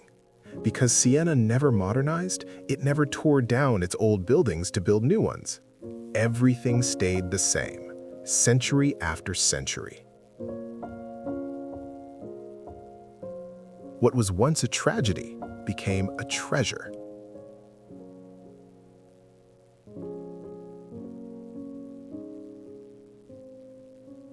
The heart of Siena is Piazza del Campo. This is one of the most famous squares in the world, and it has a very unusual shape. Most piazzas are rectangular or square, nice, neat shapes. Piazza del Campo is shaped like a seashell, or a fan, or a bowl. The ground slopes downward toward the center, where there's a drain to collect rainwater. 9 sections of paving stones spread out from the center like the sections of an orange. Why 9? Because Siena was once ruled by a council of 9 people. The 9 sections represent them. The piazza is surrounded by beautiful medieval buildings, all roughly the same height. At one end stands the Palazzo Pubblico, the city hall, with a tall, thin tower called the Torre del Mangia. People gather in Piazza del Campo all day long. They sit on the sloped ground, which works like built-in seating. They eat picnics, they watch people walk by, they soak in the sun. In the evening, as the light turns golden, the whole piazza glows. It's magical. Now let's talk about the thing that makes Siena truly unique. The Palio. The Palio is a horse race. Sounds simple, right? Every city has horse races. Nope, the Palio is nothing like any other horse race in the world. Here's how it works. Siena is divided into 17 neighborhoods called contrade. Each contrada has its own name, its own symbol, its own colors, and its own deep, fierce pride. There's the eagle, the snail, the caterpillar, the dragon, the giraffe, the porcupine, and 11 more. People in Siena are born into a contrada.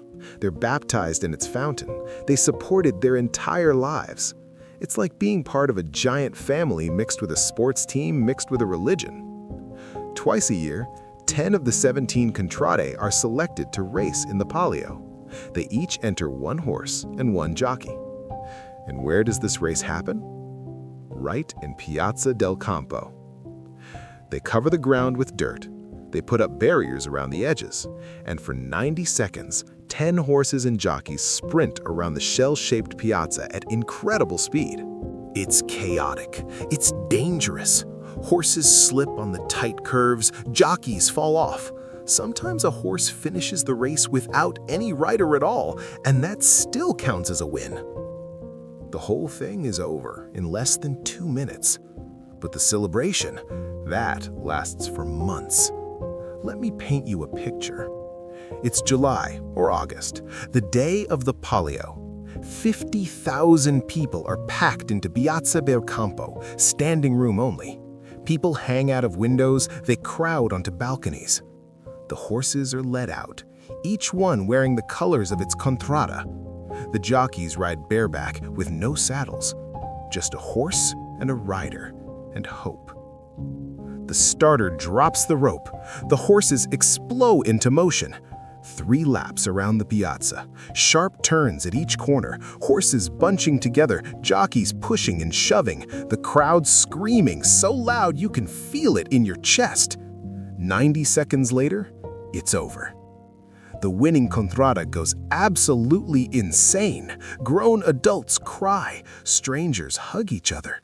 They carry the horse through the streets like a hero. They kiss it, they feed it treats. That horse will be treated like royalty for the rest of its life. The losing contrade, some of them don't speak to each other for months. Rivalries that have lasted centuries flare up again. It gets intense. And then, almost immediately, everyone starts preparing for the next Palio.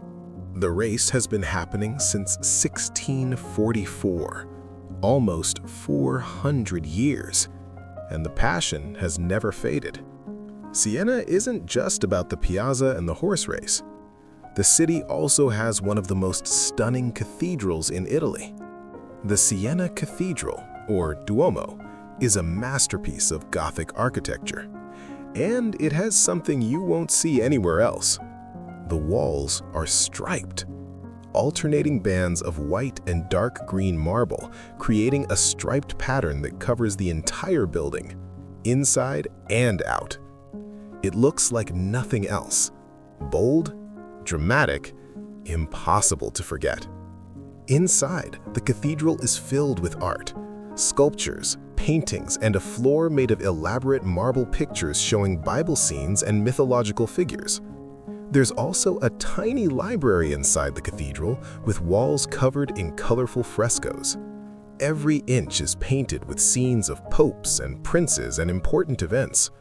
Originally, Siena planned to build an even bigger cathedral. They wanted the current one to just be the side wing of a massive church. But then the plague came. The money ran out. The big plan was abandoned. You can still see the walls they started building for that huge cathedral, just standing there, unfinished, as a reminder of what might have been. Siena and Florence are only about 50 miles apart, and for centuries, they were bitter enemies. Florence had the Medici family. Siena had its own powerful families. They fought over trade routes. They fought over territory. They fought because they just didn't like each other. Eventually, Florence won. In 1555, Siena was conquered and absorbed into the Florentine state. But Siena never forgot. They kept their identity, their traditions, their pride. Today, the rivalry is mostly friendly, mostly. But ask someone from Siena what they think of Florence, and you might get an interesting answer. Some things run deep. So, that's number 10, Siena Historic Center, a medieval city frozen in time by tragedy and preserved by accident. A shell-shaped piazza where people still gather like they have for centuries. A 90-second horse race that drives an entire city into passionate madness. A striped cathedral that takes your breath away. Siena shows us what cities used to be like, and reminds us that sometimes the best way to move forward is to hold on to what you have. Now, at number 9, we're heading to another Tuscan town. This one looks like the Manhattan of the Middle Ages, a skyline of medieval towers built by families showing off their wealth. Number 9, San Gimignano. Imagine a tiny town on a hilltop in Tuscany. Narrow streets, stone buildings, peaceful countryside all around. Now, imagine 14 medieval towers poking up from that tiny town, like skyscrapers made of stone, rising into the sky like a miniature Manhattan. That's San Gimignano, the town where rich families had the weirdest competition in history. Who could build the tallest tower? San Gimignano is a small town in Tuscany, about an hour south of Florence. UNESCO made it a World Heritage Site in 1990 because there's nowhere else in the world that looks quite like this. From far away, you see the towers first, poking up above the hills like stone fingers reaching toward the sky. Getting closer, you realize they're coming from a town that's barely bigger than a few city blocks. How did such a tiny place end up with so many towers? The answer is human nature at its finest. And by finest, I mean silliest. Back in the Middle Ages, San Gimignano was an important stop on a major road. Pilgrims traveling to Rome would pass through here. Merchants moving goods between cities would stop for the night. Money flowed through San Gimignano like water. Local families got rich, really rich. And what do rich people do? They show off. But in medieval San Gimignano, you couldn't show off with fancy cars or designer clothes. Those didn't exist. So they showed off with towers. One family would build a tall stone tower attached to their house. Their neighbors would see it and think, we can't let them look richer than us. So they'd build a taller tower. Then another family would build an even taller one. Then another, then another. It became a competition, a crazy, expensive, ego-driven competition. Your tower is 30 meters tall, mine will be 40. Oh yeah? Watch this. I'm building one that's 50 meters. Higher and higher they went, each tower a statement, a middle finger made of stone saying, we're richer than you. At its peak, San Gimignano had 72 towers. 72! In a town you can walk across in 15 minutes. Imagine looking at the skyline. Tower after tower after tower, squeezed together, competing for space. It must have looked insane. Each tower was built right next to the family's house. Some towers had rooms inside where families could live. Others were mostly solid stone, built only for show. The tallest towers were over 50 meters high. That's about the height of a 15-story building, made of stone. By hand, in the Middle Ages. No cranes, no power tools, just workers climbing scaffolding, carrying stones, building higher and higher because some rich guy wanted to prove a point. So what happened to all those towers? Well, a few things. First, the Black Death arrived in 1348. Just like in Siena, the plague devastated San Gimignano. Lots of people died. Families lost their wealth. There was no more money for tower maintenance. Second, the town lost its importance. The main road shifted. Pilgrims and merchants started going other ways. San Gimignano became a quiet backwater. Third, some towers just fell down. Without money to maintain them, they crumbled over the centuries. Earthquakes didn't help either. Fourth, the government actually passed laws limiting tower heights. They were worried the tower competition would never end, or the towers would fall and hurt people. So they said, okay, that's enough, no more building taller. By the time people started caring about historical preservation, only 14 towers were left standing. 14 out of 72. But even 14 is enough to make San Gimignano look like nothing else on Earth. People call San Gimignano the Manhattan of the Middle Ages. It's a good nickname. Think about Manhattan in New York City. Skyscrapers everywhere, each one trying to be taller than the next. A skyline that screams, look how important we are. San Gimignano was the medieval version of that. Different time, different building materials. Same human instinct to build tall and show off. When you walk through San Gimignano today and look up at those stone towers, you're seeing medieval ego carved in stone. Centuries of family competition still standing against the sky. Let me tell you what these towers were actually like to live in. They were not comfortable. The towers were narrow. Most had just one room per floor, connected by steep wooden stairs. The rooms were dark because windows had to be small for strength. In winter, they were freezing. Stone doesn't hold heat well. In summer, the upper floors were boiling hot from the sun. But comfort wasn't the point. The point was showing everyone that you could afford to build something so tall and expensive. Actually living in it? That was secondary. Families would throw parties in their towers just so guests could climb to the top and see the view. That view meant everything. It meant you were on top, literally and socially. Today, San Gimignano is a beautiful place to visit. The town is tiny. You can see everything in a few hours. But those few hours are magical. You walk through medieval gates into streets that haven't changed in 600 years. Stone buildings line narrow alleys, little shops sell local wine, olive oil, and leather goods. And everywhere you look, those towers rise above you. Reminders of a time when this little town thought it was the center of the universe. You can climb one of the towers, the Torre Grossa, and see the view for yourself.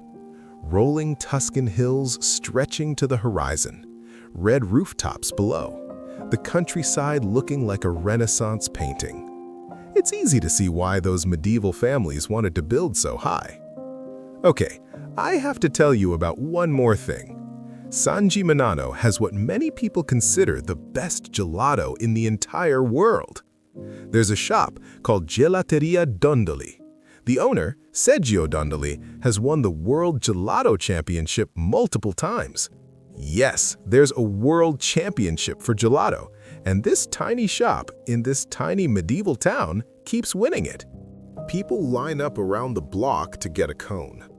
The flavors are creative and delicious. Things like Crema di Santa Fina, a saffron-flavored gelato named after a local saint, or Champelmo, made with pink grapefruit and sparkling wine. Some visitors say they came to San Gimignano for the towers, but came back for the gelato. Can you blame them? There's something kind of funny about San Gimignano. All those families spent fortunes building towers to prove they were better than their neighbors. And now, nobody remembers their names. Seriously, we don't know which family built which tower. We don't know who won the competition. All that money, all that effort, all that showing off, and it's all been forgotten. What remains are the towers themselves, the town, the beauty. The individual egos faded away, but what they built together became something special. Maybe there's a lesson there, about what really lasts, about what really matters. Or maybe it's just a funny story about rich people doing silly things. Either way, the towers are still beautiful. So that's number 9, San Gimignano, a tiny Tuscan town with 14 medieval towers still standing.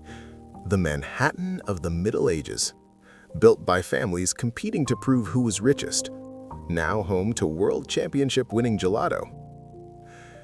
Human nature never changes. We always want to build the tallest thing and prove we're the best. San Gimignano just did it with stone towers instead of glass skyscrapers. Now, at number 8, we're heading to a hidden gem that most tourists miss. A Renaissance city that was the birthplace of the famous painter Raphael. Number 8. Ferrara, Renaissance City. Picture this. You're in Italy. You expect scooters. You expect cars honking. You expect the chaos we just talked about in Naples.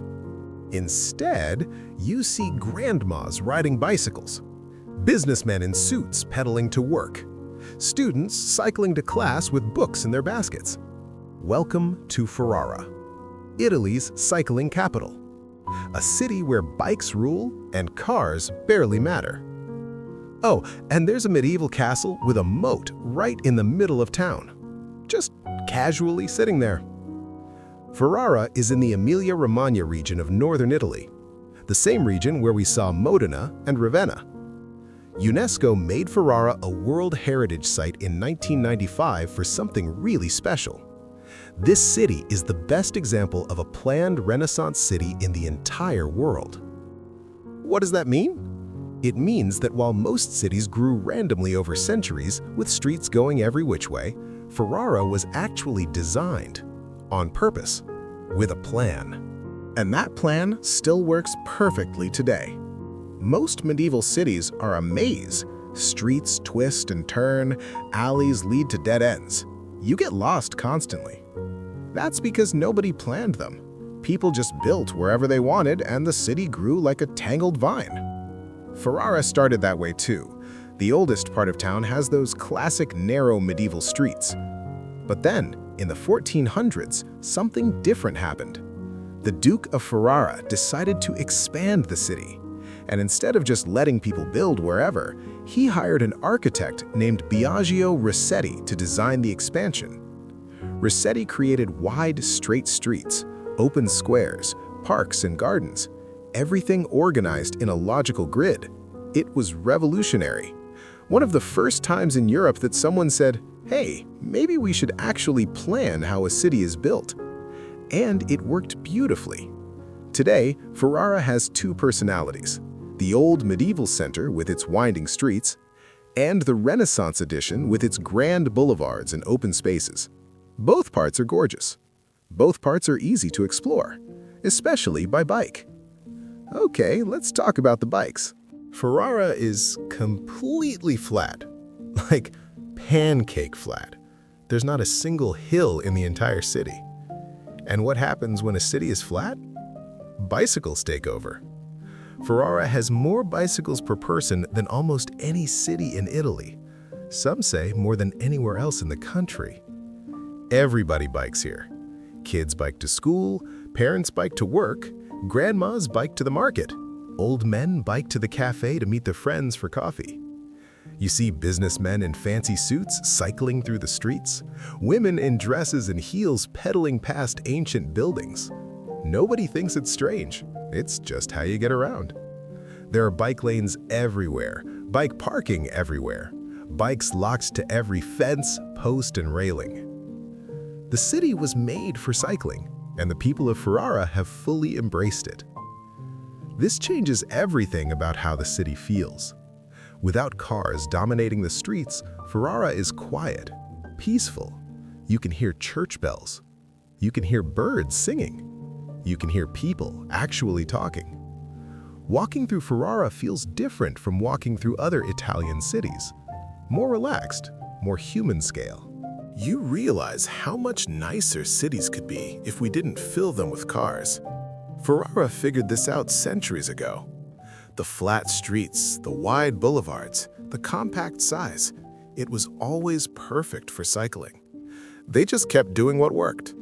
Now let me tell you about the castle. Right in the center of Ferrara, there's a massive medieval castle called Castello Estense. And it's not a ruined castle, not foundations you have to imagine, a real, complete, still-standing castle. with towers, with thick walls, with a moat full of water surrounding it. An actual moat, like in fairy tales. The castle was built starting in 1385. The Este family, who ruled Ferrara for centuries, used it as their fortified home. They could retreat inside if enemies attacked. They were protected by the walls and the water. Inside, the castle is filled with grand rooms, frescoes on the ceilings, dungeons in the basement. Yes, real dungeons where prisoners were kept. You can visit the castle today, walk through the rooms where dukes and duchesses lived, climb the towers and look out over the city, even peek into those creepy dungeons. And when you're done, you walk out the front door and you're right in the middle of town.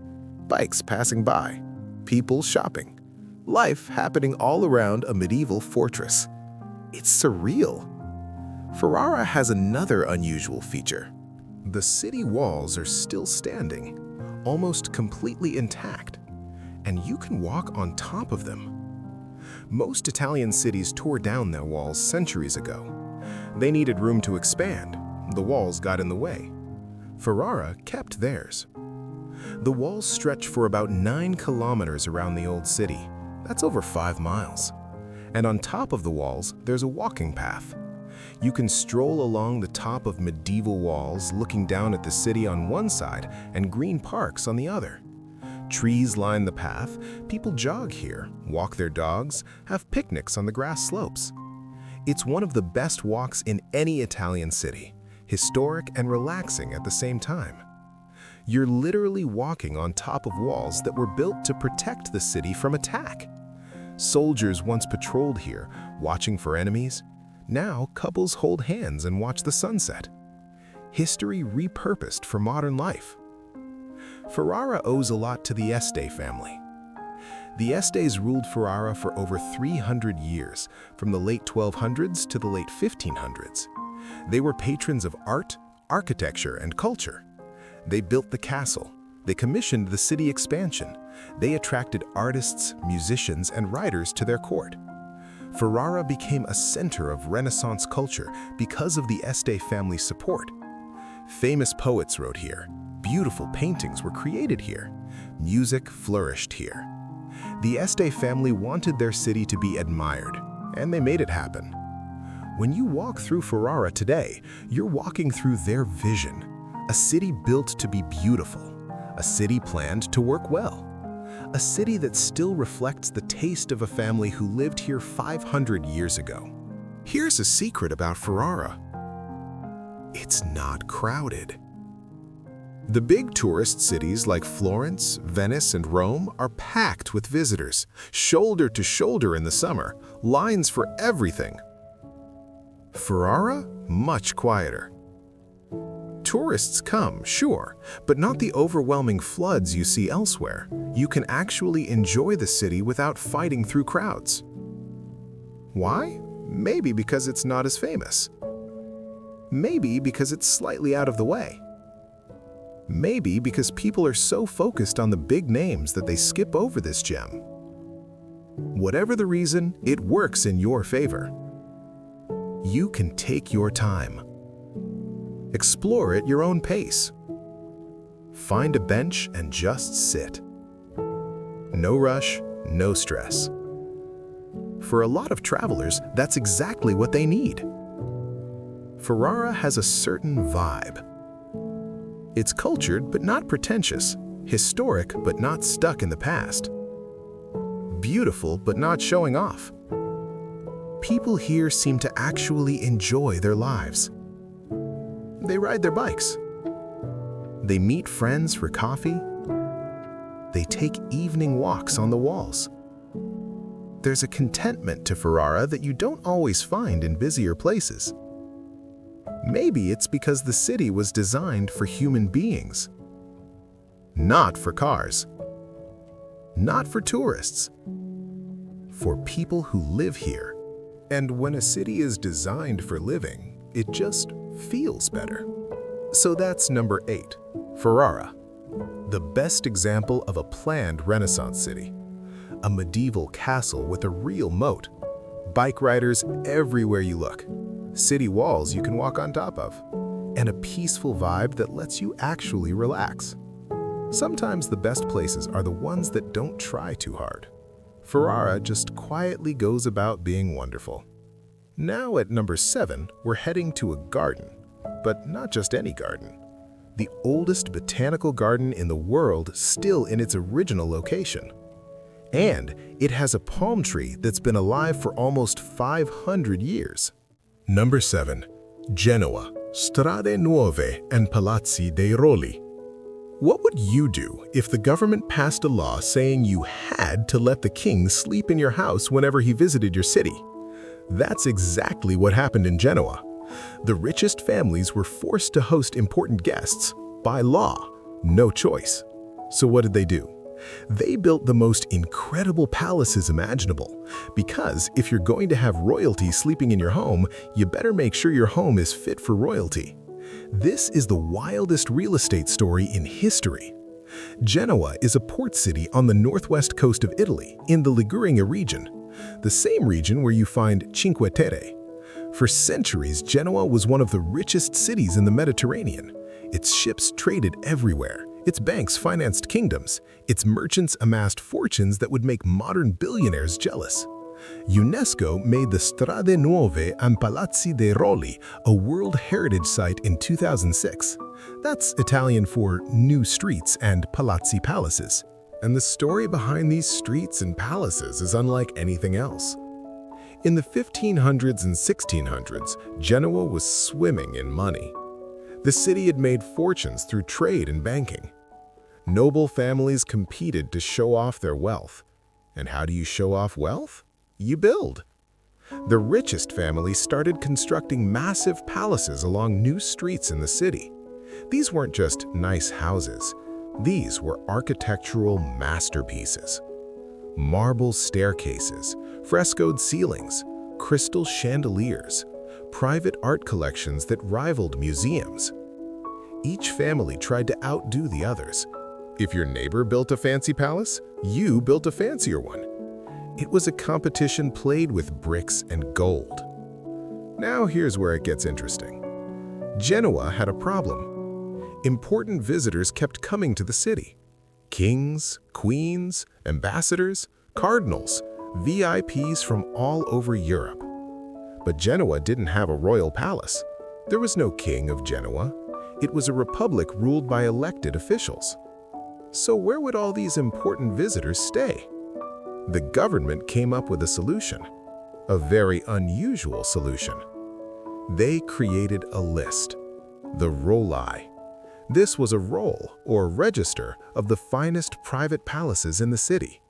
Every palace on this list could be called upon to host visiting dignitaries, and the owners couldn't say no. If the King of Spain was coming and the government selected your palace, congratulations, you were hosting the King of Spain, whether you wanted to or not. Think about this for a second. Imagine you're a wealthy Genoese nobleman. You've built this incredible palace, your personal home. Then the government knocks on your door and says, "Good news, the Holy Roman Emperor is visiting next month. He'll be staying in your guest room." Also, his entire entourage. About 50 people. For 2 weeks. Have fun. You couldn't refuse. It was the law. This was like Airbnb, except forced, and your guests were royalty. Now, some families loved this. Hosting a king was a huge honor. It raised your social status. You could brag about it forever. Oh, you had the Duke of Bavaria stay with you? How nice. We had the emperor. But it also meant your palace had to be incredible. You couldn't embarrass yourself. You couldn't embarrass Genoa. So families kept improving their palaces. Better rooms, better art, better everything. The competition created some of the most beautiful private residences in European history. The new streets were built specifically for these palaces. The main street is Via Garibaldi, originally called Strada Nuova. It was constructed in the 1560s. Before this, Genoa's streets were medieval, narrow, cramped, not suitable for grand palaces. So they created new wide streets where the wealthy could build their mansions. Planned, precise, organized, impressive. Walking down Via Garibaldi today is like walking through an open-air museum of Renaissance and Baroque architecture. Palace after palace after palace. Elaborate facades, grand entrances, each one trying to be more beautiful than its neighbor. Some of these palaces are now museums. You can walk inside and see how the super rich lived 500 years ago. Spoiler, they lived very, very well. These weren't just fancy houses, they were art galleries. The wealthy families of Genoa collected art the way some people collect stamps, except their stamps were paintings by the greatest artists in history. Caravaggio, Rubens, Van Dyck.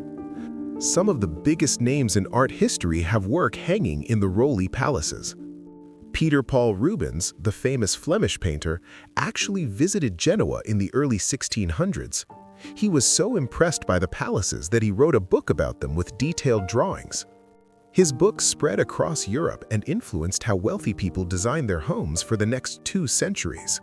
Today, 2 of the palaces on Via Garibaldi, Palazzo Rosso and Palazzo Bianco, are public museums. You can walk through rooms where kings once slept and see masterpiece after masterpiece on the walls. Oh, I almost forgot to mention something. Genoa is where Christopher Columbus was born. Yes, that Christopher Columbus, the explorer who sailed across the Atlantic Ocean in 1492 and landed in the Americas. Columbus was a Genoese. He grew up here. He learned to sail on ships that left from this port.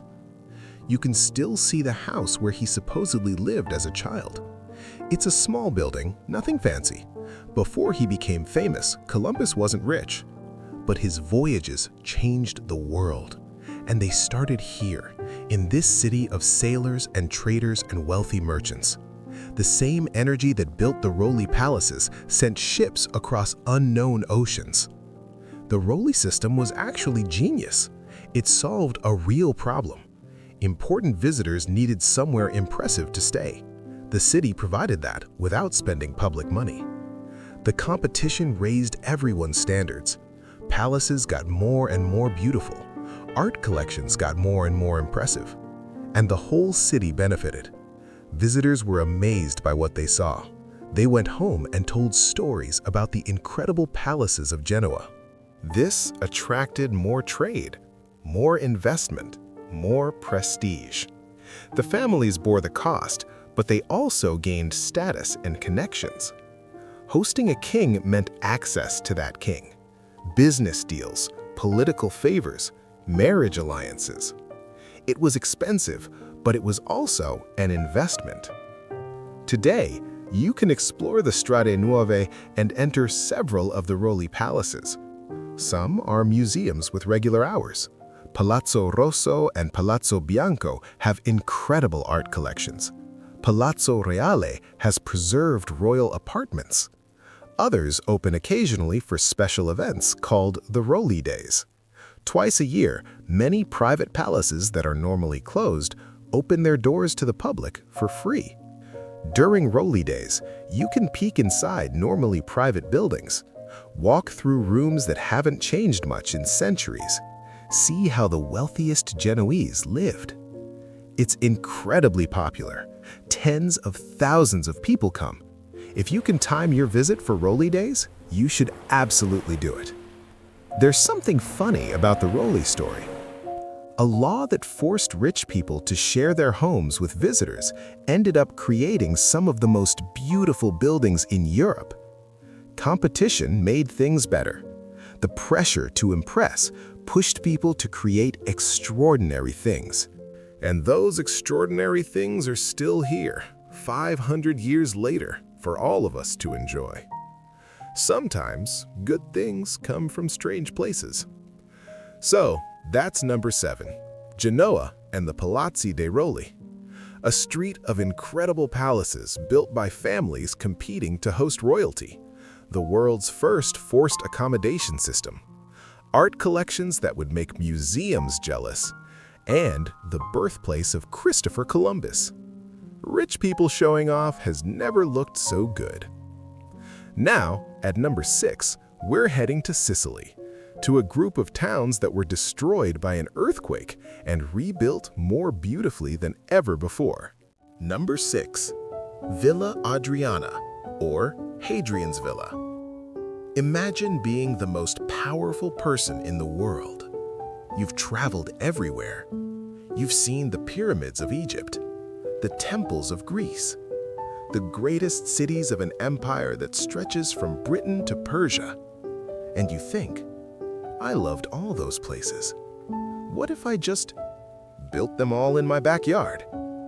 That's what Emperor Hadrian did. He created an entire world in one villa, the greatest personal residence ever built in ancient Rome. Hadrian's villa is in Tivoli, the same town as Villa d'Este that we just talked about, but it was built about 1,500 years earlier. UNESCO made it a World Heritage Site in 1999, and it's easy to see why. This isn't a villa like a nice country house. This is a complex so large it covers about 250 acres. That's bigger than the entire ancient city of Pompeii. One man's vacation home. Bigger than a city. That's what happens when you're the Roman emperor. Hadrian ruled the Roman Empire from 117 to 138 AD. That was during the peak of Roman power. The empire stretched from Scotland to Iraq, from Germany to Egypt. Millions of people, thousands of cities, all ruled from Rome. But Hadrian was different from most emperors. He didn't just sit in Rome giving orders. He traveled constantly. He spent more than half of his reign visiting different parts of his empire. He walked along Hadrian's Wall in Britain, which he ordered built. He visited the pyramids in Egypt. He studied philosophy in Athens. He inspected armies in Syria. Hadrian saw more of the Roman world than almost any other emperor. And he fell in love with what he saw. Hadrian was deeply influenced by Greek culture. He loved Greek art, Greek philosophy, Greek architecture. But he also appreciated Egyptian style and Roman engineering and the diverse cultures of his empire. When he finally built his villa near Rome, he decided to bring all those places together. He wouldn't just build a nice house, he would recreate his favorite places from around the world. A greatest hits album, but in architecture. Hadrian's villa contains buildings inspired by places all across the empire. There's a recreation of the Stoa Puikle, a famous covered walkway in Athens where philosophers would gather and debate. Hadrian named his version the Puikle, and you can still see the remains of this long columned hall. There's a recreation of the Canopus, a famous Egyptian canal town near Alexandria. Hadrian built an actual canal with Egyptian-style statues lining the water. It's one of the most photographed spots in the whole villa. There's a Greek theater for performances. There's a recreation of a famous valley in Greece called the Vale of Tempe, where gods supposedly walked. There's even a small version of the underworld based on Greek mythology about the land of the dead. Hadrian basically said, "Why travel to see these places when I can have them all right here?" One of the most unique structures is called the Maritime Theater. It's not really a theater, it's a private island. Hadrian built a circular pool of water.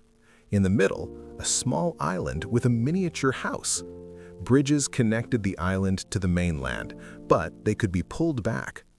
This was Hadrian's private retreat, his escape from the stress of running an empire. He could pull up the bridges and be completely alone on his little island. Imagine the most powerful man in the world sometimes just needed to get away from everyone. Even emperors need personal space. The most beautiful surviving part of the villa is the canopus. It's a long pool of water, about 119 meters long, surrounded by columns and statues. The water reflects the sculptures and the sky. At one end, there's a large domed structure called the Serapeum, where Hadrian would host fancy dinner parties. Water flowed through the building, keeping it cool in summer. The whole thing was designed to remind Hadrian of his travels to Egypt. The original Canopus was a town near Alexandria that Hadrian had visited and loved. When the pool is still and the sunlight hits it just right, the reflections make everything look dreamlike. You can understand why Hadrian wanted this spot. Let me give you some sense of the scale. The villa has over 30 buildings, major buildings, not counting smaller structures. There are multiple bath complexes. Romans were obsessed with bathing, and Hadrian built several different bathhouses for different purposes. There are multiple dining rooms, because why have one room for banquets when you can have many? There are libraries. Hadrian was an intellectual who valued knowledge. There are gardens and courtyards and fountains everywhere. There are service areas where hundreds of slaves and servants worked to keep everything running. Walking through the entire villa takes hours. And most of it is in ruins, so you're only seeing a fraction of what once existed. Hadrian's villa represents the Roman Empire at its absolute peak. The empire was at peace. Money was flowing in. Engineers and architects had perfected their craft. Artists from across the world were available to create beautiful things. All that wealth and talent came together in this one place. The floors were covered in mosaics. The walls were covered in marble and frescoes. The gardens were filled with the finest plants from across the empire. Statues of gods and heroes stood around every corner. It was the most luxurious place in the ancient world. And it was one man's house. After Hadrian died, later emperors used the villa occasionally, but gradually it was abandoned. Then came the fall of Rome. Barbarians invaded. The empire collapsed. People stripped the villa of its valuables. They took the marble. They took the statues. They melted down the bronze. They used the stones for other buildings. For centuries, the villa was a quarry. People came and took whatever they could use. Despite all that theft and destruction, so much remains that it's still overwhelming. Imagine how incredible it must have been when it was complete. During the Renaissance, people became interested in ancient Rome again. They started exploring the ruins at Tivoli. They dug up statues and mosaics. They studied the architecture. Many famous ancient statues in museums around the world were originally found at Hadrian's villa. The British Museum, the Vatican Museums, the Louvre, they all have treasures from this site. What we see today is what's left after centuries of people carrying away the best parts, and it's still amazing. When you visit Hadrian's villa, you need comfortable shoes and plenty of time. The site is huge. Paths wind through olive groves between ancient ruins. You walk from building to building, trying to imagine what each structure looked like in its glory. Some areas are well preserved. Others are just foundations or piles of stone. There's a small museum with artifacts found on the site. Models show what the buildings originally looked like. Most tourists go to Rome and see the Colosseum and Forum. Fewer make the trip out to Tivoli. But those who do discover something special. This isn't a city built for everyone. This is one man's personal creation. His tastes, his memories, his dreams. It feels more intimate even though it's enormous. Hadrian's villa shows us what was possible at the height of Roman power.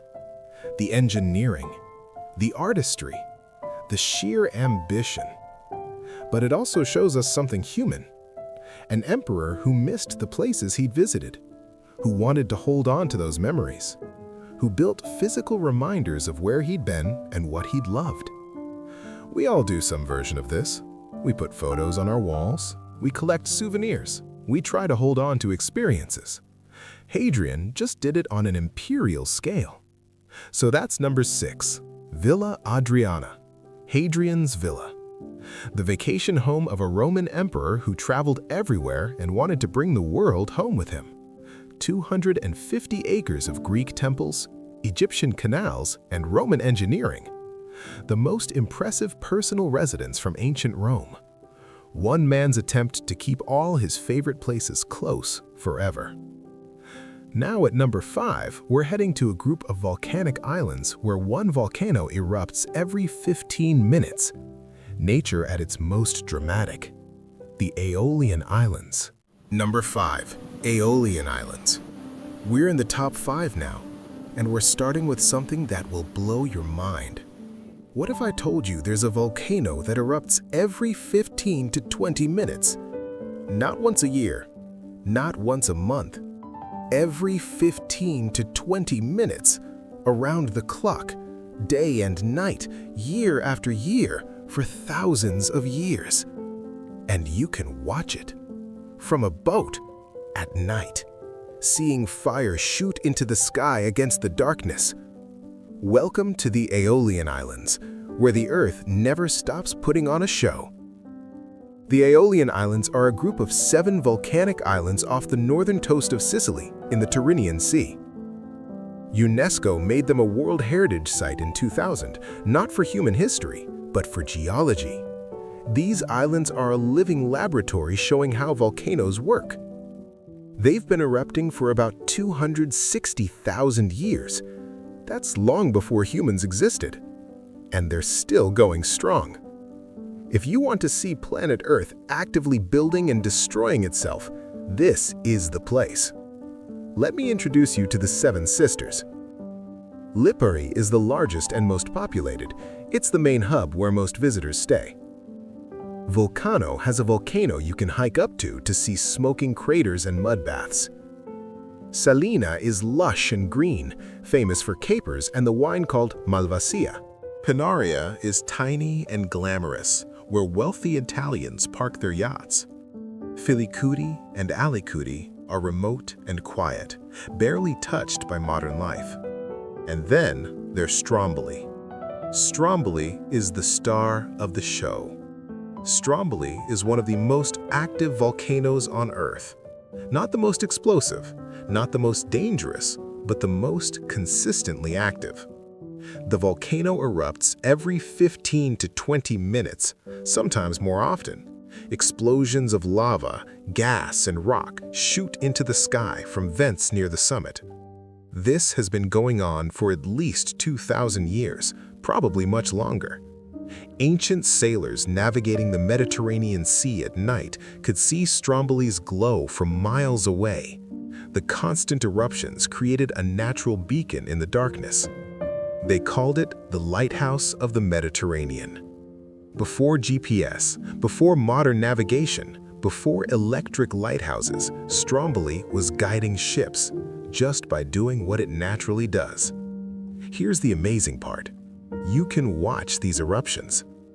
During the day, you can hike up Stromboli's slopes with a guide. You climb to viewing areas where you can see the explosions happening above you.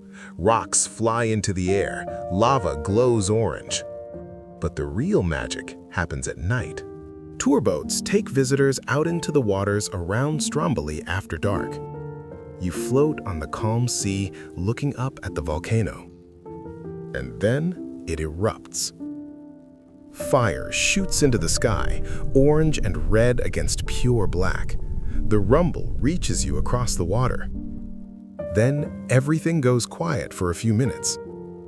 Then it erupts again and again. You sit there on a boat, watching the earth throw fire into the sky over and over. It's primal. It's humbling. It's one of the most incredible things you can witness on this planet. Scientists are fascinated by Stromboli because of how regular it is. Most volcanoes are unpredictable. They might be quiet for decades, then suddenly explode violently. Stromboli is different. It's constantly releasing pressure. Small eruptions every 15 to 20 minutes prevent big buildups of gas and magma. It's like a pressure cooker that lets off steam constantly instead of exploding. This makes Stromboli relatively safe to observe. The eruptions are spectacular, but usually contained. Lava flows occasionally threaten the small villages on the island, but major disasters are rare. Scientists have studied Stromboli for centuries, trying to understand volcanic behavior. What they learn here helps predict what might happen at other volcanoes around the world. Let's talk about another island, Volcano. You know the word volcano. It comes from this island.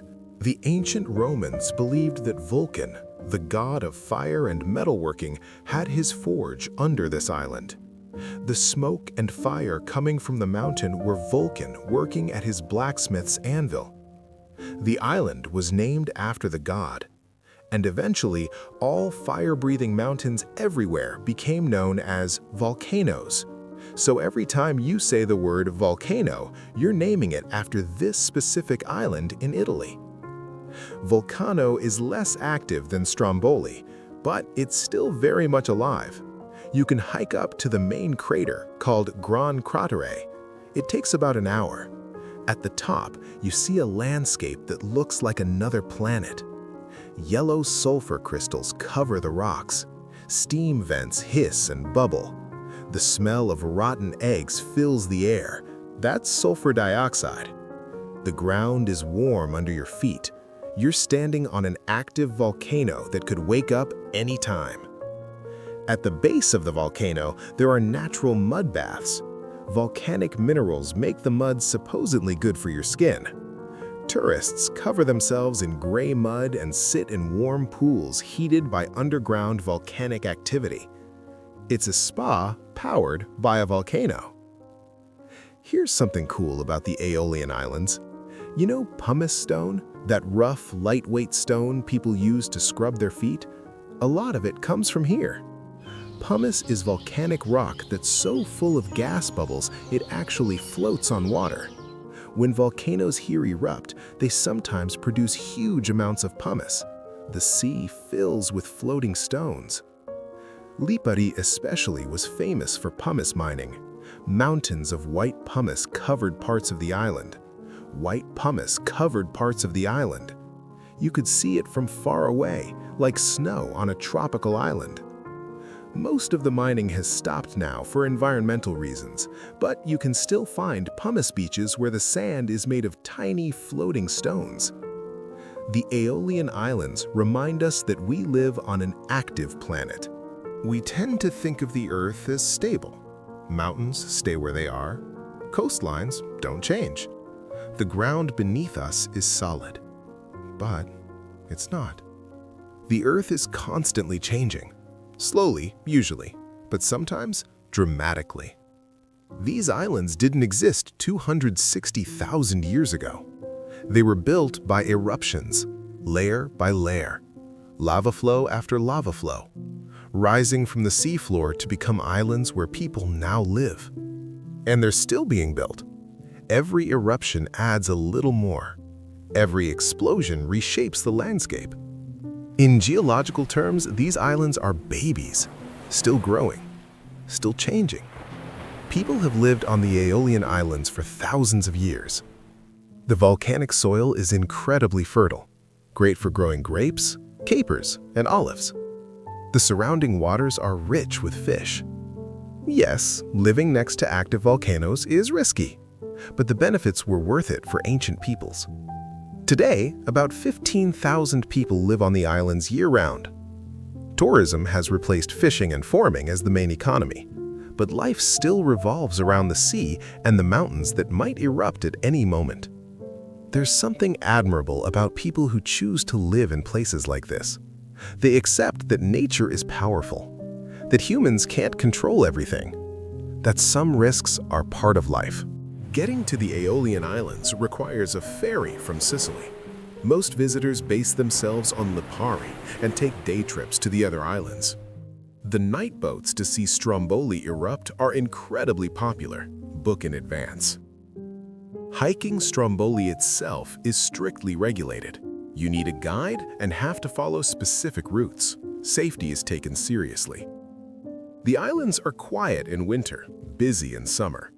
Italian and European tourists have known about them for decades. International visitors are still discovering this gem. So that's number 5, the Aeolian Islands. 7 volcanic islands rising from the sea, a volcano that erupts every 15 minutes like clockwork. The origin of the word volcano itself. Floating stones and mud baths and fire against the night sky. Nature at its most dramatic, its most consistent, its most humbling. Now, at number 4, we're going to a city built on water, a place that shouldn't exist but does. One of the most unique and beautiful cities humans have ever created. Wait, Venice. Number 4, Venice and its lagoon. We're in the top 4 now, and this one needs no introduction, but I'm gonna give you one anyway. Because even if you think you know Venice, even if you've seen 1,000 pictures, the reality is stranger and more magical than you can imagine. This is a city that shouldn't exist, built on mud and wooden poles in the middle of a lagoon, with streets made of water, where everything, and I mean everything, arrives by boat. No cars, no motorcycles, no bicycles, just water. Venice is impossible, and it's been impossible for over 1,000 years. Venice is in the Veneto region of northeastern Italy, sitting in a lagoon connected to the Adriatic Sea. UNESCO made Venice and its lagoon a World Heritage Site in 1987. The entire city, every building, every canal, every bridge, all protected as one massive masterpiece. And that's what Venice is, an entire city that's a work of art. Let me tell you how this impossible place came to be. Around 400 to 500 AD, the Western Roman Empire was falling apart. Barbarian armies were sweeping through Italy, destroying cities and terrorizing populations. People needed to escape. Some refugees looked at the marshy lagoon near the coast and had a crazy idea. What if they hid in the swamp? Enemies on horses couldn't follow them into the water. So they fled to the muddy islands in the lagoon. Temporary refuge, they thought, just until things calmed down. Things didn't calm down. The refugees stayed. They started building. First, simple huts on the islands, then more permanent structures. They figured out how to build on mud. Here's the engineering that makes Venice possible. The islands in the lagoon are basically mud, soft, squishy, unstable mud. You can't build on mud. Buildings would sink. So the Venetians drove wooden poles into the mud. Thousands and thousands of wooden poles pushed deep down until they hit a harder layer of clay beneath. These poles are made of oak, larch, and pine. They're packed so tightly together that they form a solid foundation. Then they put layers of stone on top of the poles, and on top of that, they built their buildings. The whole city sits on a forest of wooden poles hidden underwater. Here's the amazing part. Wood normally rots when it's wet, but the mud in the lagoon has no oxygen. Without oxygen, the bacteria that cause rotting can't survive. So the wooden poles don't decay. In fact, they've actually hardened over the centuries, turning almost to stone. The foundations that were built over 1,000 years ago are still holding up the city today. In Venice, there are no streets. There are canals. About 150 canals wind through the city. The biggest one, the Grand Canal, curves through the center like a backwards S. You don't drive in Venice, you float. Want to go somewhere? You walk along narrow paths and over bridges, or you take a boat. Water taxis zip through the canals. Gondolas drift slowly for tourists. Water buses, called vaporetti, follow regular routes like city buses. Even the ambulances are boats. The fire trucks are boats. The garbage trucks are boats. The delivery trucks bringing food to restaurants are boats. Every single thing in Venice arrives by water. Think about what that means. No engine noise from cars, no traffic jams, no honking. Just the sound of water lapping against stone and the occasional boat motor. It's quiet in a way that modern cities never are. Venice is actually 118 small islands connected by about 400 bridges. Some islands are big, some are tiny, some just have one building on them. As you walk through Venice, you're constantly crossing bridges, up and over, up and over. Your legs will feel it by the end of the day. But each bridge reveals a new view, a different canal, a different angle, a different slice of beauty. Getting lost in Venice is guaranteed. The streets twist and turn and dead-end at canals. Your map won't help, your phone's GPS won't help. But getting lost in Venice is also the whole point. Around every corner is something beautiful. A crumbling palace, a hidden square, a gondola gliding silently past. Don't fight it, just wander. The heart of Venice is Piazza San Marco, St. Mark's Square. It's a huge open plaza surrounded by elegant buildings. Napoleon supposedly called it the drawing room of Europe, the most beautiful public gathering place on the continent. At one end stands St. Mark's Basilica, the most famous church in Venice. From outside, it's impressive. 5 big domes, elaborate decorations, gold everywhere. But inside is overwhelming. The walls and ceilings are covered with mosaics, gold mosaics, 85,000 square feet of them. That's almost 2 acres of tiny golden tiles. The gold catches the light and seems to glow from within. The whole interior shimmers. The mosaics show scenes from the Bible and the life of St. Mark. They've been added to over centuries, so different styles mix together. But the overall effect is pure magic. When you step inside St. Mark's Basilica, you step into a world of gold.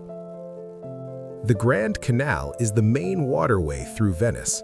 It's like the main street, except it's water. Lined along both sides are incredible palaces. For centuries, the wealthiest Venetian families competed to build the most impressive homes along the Grand Canal. Gothic palaces with pointed arches, Renaissance palaces with balanced proportions, Baroque palaces dripping with decoration. Each one is different. Each one is gorgeous. Taking a water bus down the Grand Canal is like floating through an architecture museum, palace after palace after palace, for about 2.5 miles. People who live in these buildings today take boats to their front doors. Their driveways are the canal. I need to tell you something serious. Venice is sinking. The city drops by about 1 to 2 millimeters every year. That doesn't sound like much, but over decades it adds up. At the same time, sea levels are rising because of climate change. The combination means flooding is getting worse. There's a phenomenon called aqua alta, high water, when the lagoon floods the city. St. Mark's Square, the lowest point in the city, floods regularly. During bad floods, people walk on raised platforms. Water fills the ground floors of buildings. The city looks like it's drowning. Venice has built a massive flood barrier system called moats to protect against the worst floods. Giant gates can rise from the sea floor to block high tides. But the long-term future is uncertain. Climate change could make the floods worse. The city keeps sinking. Venice has survived for over 1,000 years, but the next century will be challenging. Venice matters because it shows what humans can create when they refuse to give up. Those first refugees fleeing into the swamp, they could have moved somewhere easier. They didn't. Instead, they figured out how to build on water. They created a republic that became one of the richest and most powerful states in Europe. They built palaces and churches that still take our breath away. Venice is proof that difficulty can inspire greatness, that limitations can spark creativity, that the impossible is sometimes just a challenge waiting to be solved. Yes, Venice is crowded with tourists. Yes, it can be expensive. Yes, there are souvenir shops everywhere. But get up early before the day trippers arrive. Walk the quiet streets at dawn. Watch the light hit the water. Stay until evening when the tour groups leave. See the city glow golden at sunset. Hear the quiet settle in. Get lost. Don't follow the crowds. Find the Venice that isn't on postcards. It's still there, still magical, still impossible. So that's number 4, Venice and its lagoon. 118 islands, streets made of water, a city built on wooden poles in a swamp, 85,000 square feet of gold mosaics, slowly sinking, but still standing. The impossible city, the floating dream, the place that shouldn't exist, but does. Now, at number 3, we're going to the city that's been the center of the world for over 2,000 years, the eternal city, Rome. Number 3, historic center of Rome. The eternal city. There's a reason people have called it that for thousands of years. Rome has been continuously inhabited for over 2,500 years. Empires have risen and fallen. Wars have been won and lost. Religions have been born and spread across the world. And through all of it, Rome has endured. This is the city that ruled the ancient world. The city that gave us laws, roads, and architecture that we still use today. The city where every stone tells a story.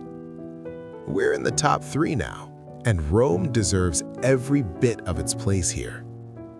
The historic center of Rome is in the Lazio region of central Italy. UNESCO made it a World Heritage Site in 1980, then extended it in 1990 to include the Vatican and more historic areas. And here's something special. The Vatican City, which is actually an independent country, the smallest country in the world, is included in this UNESCO site. So this one entry covers 2 countries, the Italian part of Rome and the Vatican. That's how important this place is. Countries share it. Rome isn't just old. It's layer upon layer upon layer of old. You start walking and you see a medieval church. Look closer and it's built on top of a Roman temple. Dig beneath the Roman temple and you find even older foundations from the early Republic. Everywhere you look, centuries overlap. Modern apartments sit next to ancient ruins. Renaissance fountains splash in squares built by ancient emperors.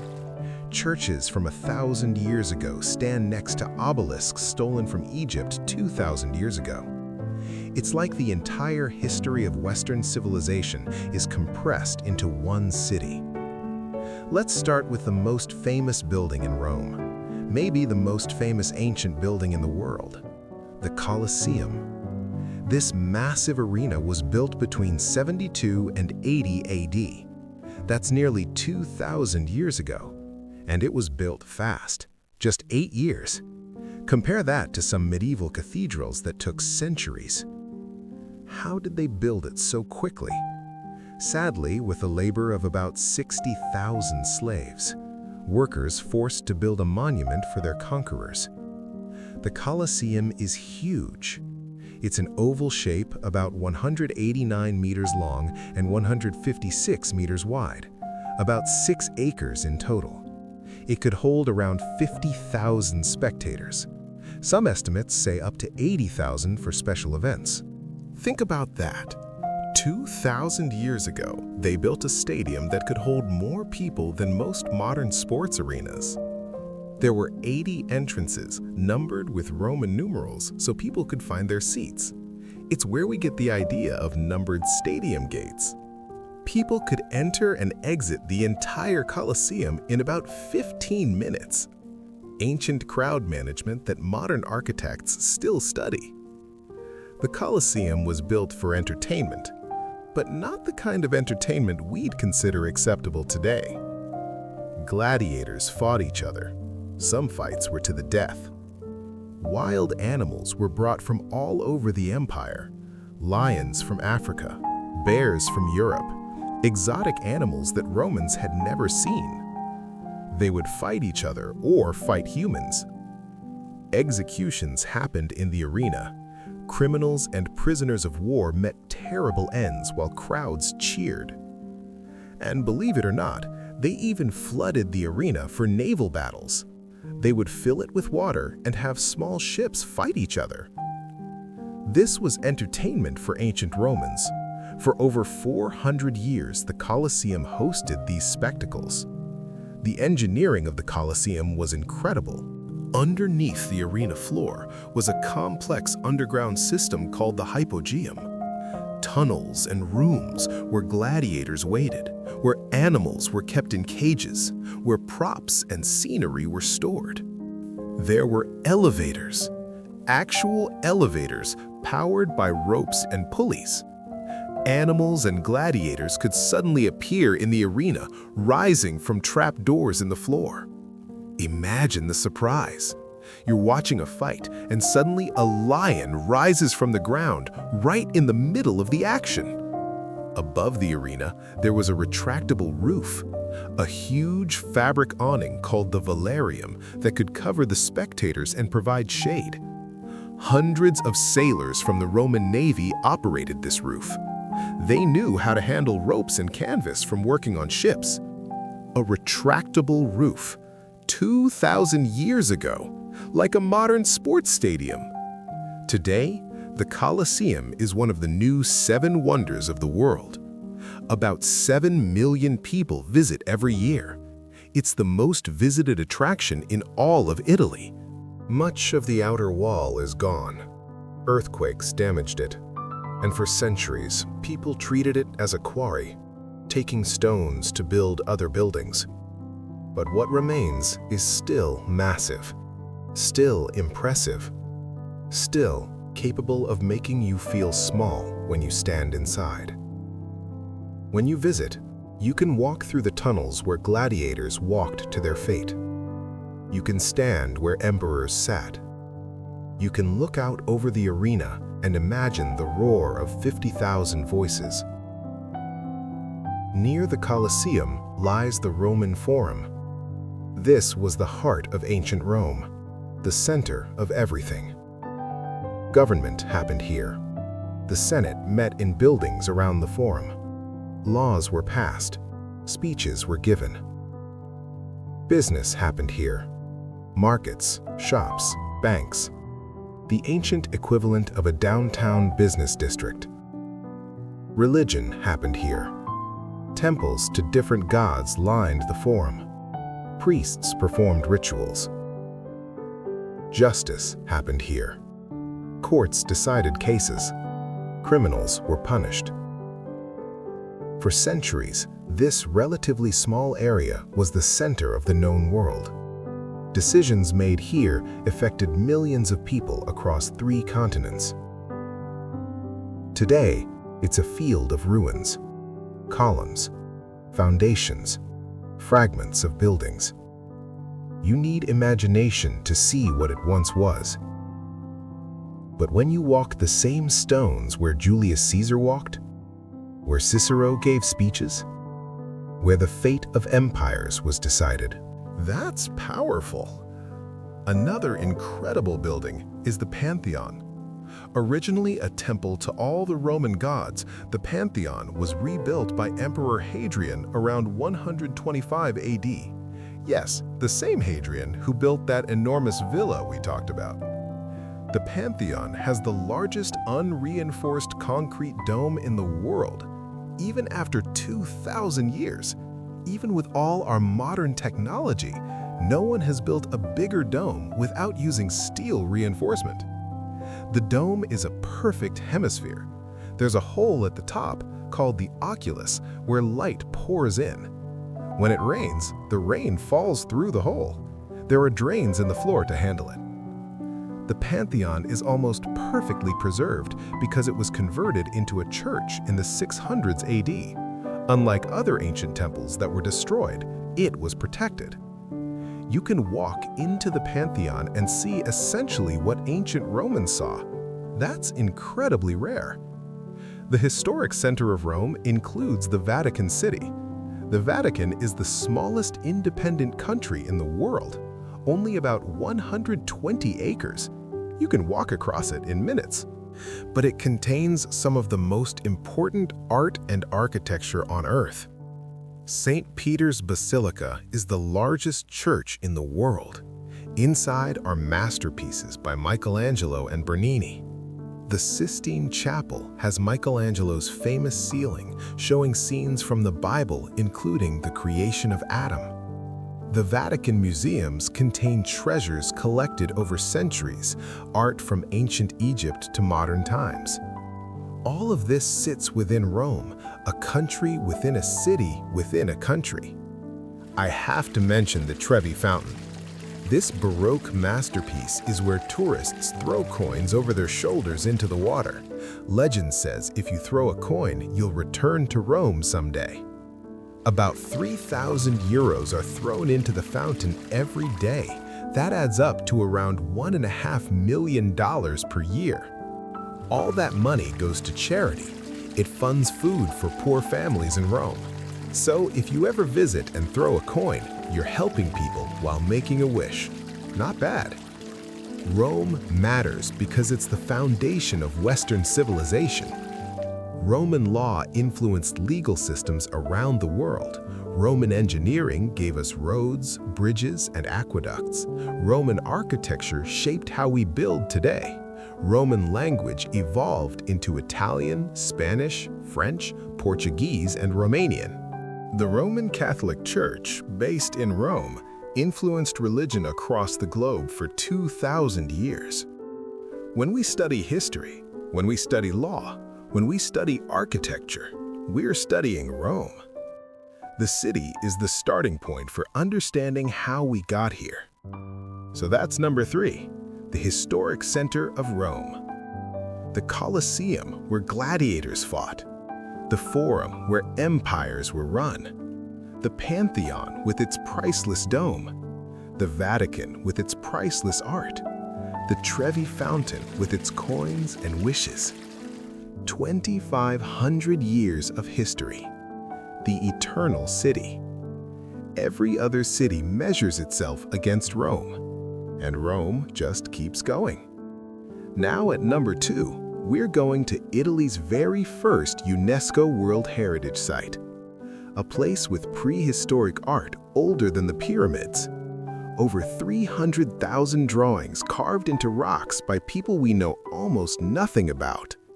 Number 2, the ancient rock drawings of Valcamonica. Before the Romans, before the Etruscans, before the Greeks, before anyone wrote a single word in Italy, people were carving pictures into rocks. Over 300,000 pictures, carved by hand over 10,000 years, showing us glimpses of lives lived so long ago that we can barely imagine them. This is Italy's very first UNESCO World Heritage Site, the place where Italy's protection of human history began, and it contains mysteries we still can't solve. Valcamonica is a valley in the Alps of northern Italy, in the Lombardy region. In 1979, when UNESCO was just starting to protect important places around the world, Valcamonica was the very first site in Italy to make the list. Before the Colosseum, before Venice, before Florence. Valcamonica came first. Why? because what's here is genuinely unique. One of the largest collections of prehistoric rock art anywhere on the planet. A window into the human past that we can find almost nowhere else. Let me explain what we're talking about. Throughout this valley, there are rocks. Big, flat rocks that were smoothed by ancient glaciers. Perfect surfaces, like nature's canvases. And on these rocks, ancient people carved pictures. They used stone tools to scratch, chip, and carve into the rock surface. They made images of everything in their world. Animals, people, houses, tools, weapons, dances, ceremonies, the sun, the moon, symbols we don't understand. These carvings are called petroglyphs. Petro means rock, glyph means carving. Over 300,000 petroglyphs have been found in Val Camonica, and researchers think there could be even more still undiscovered, hidden under vegetation or soil. Here's what makes Val Camonica mind-blowing. These carvings span about 10,000 years. The oldest ones date back to around 8,000 BC. That's the end of the last ice age. Humans were still living as hunters and gatherers. The pyramids wouldn't be built for another 5,000 years. The most recent carvings date to around the time of the Romans, about 2,000 years ago. So this isn't just one moment in time. This is layer upon layer of human history. Generation after generation, for 10,000 years, people came to these rocks and carved their stories. Think about that. For 10,000 years. That's 400 generations of humans, all leaving their marks on the same rocks. The earliest carvings show simple things. Large animals, deer with big antlers, elk. The animals that Stone Age hunters would have hunted for survival. These early carvings are basic but clear. You can see the shape of the animal, often shown from the side. The people who made these were hunters. They depended on animals for food, clothing, and tools. The animals were important to them, so they carved them. Some scientists think these carvings might have had spiritual meanings. Maybe they were made to bring luck in hunting.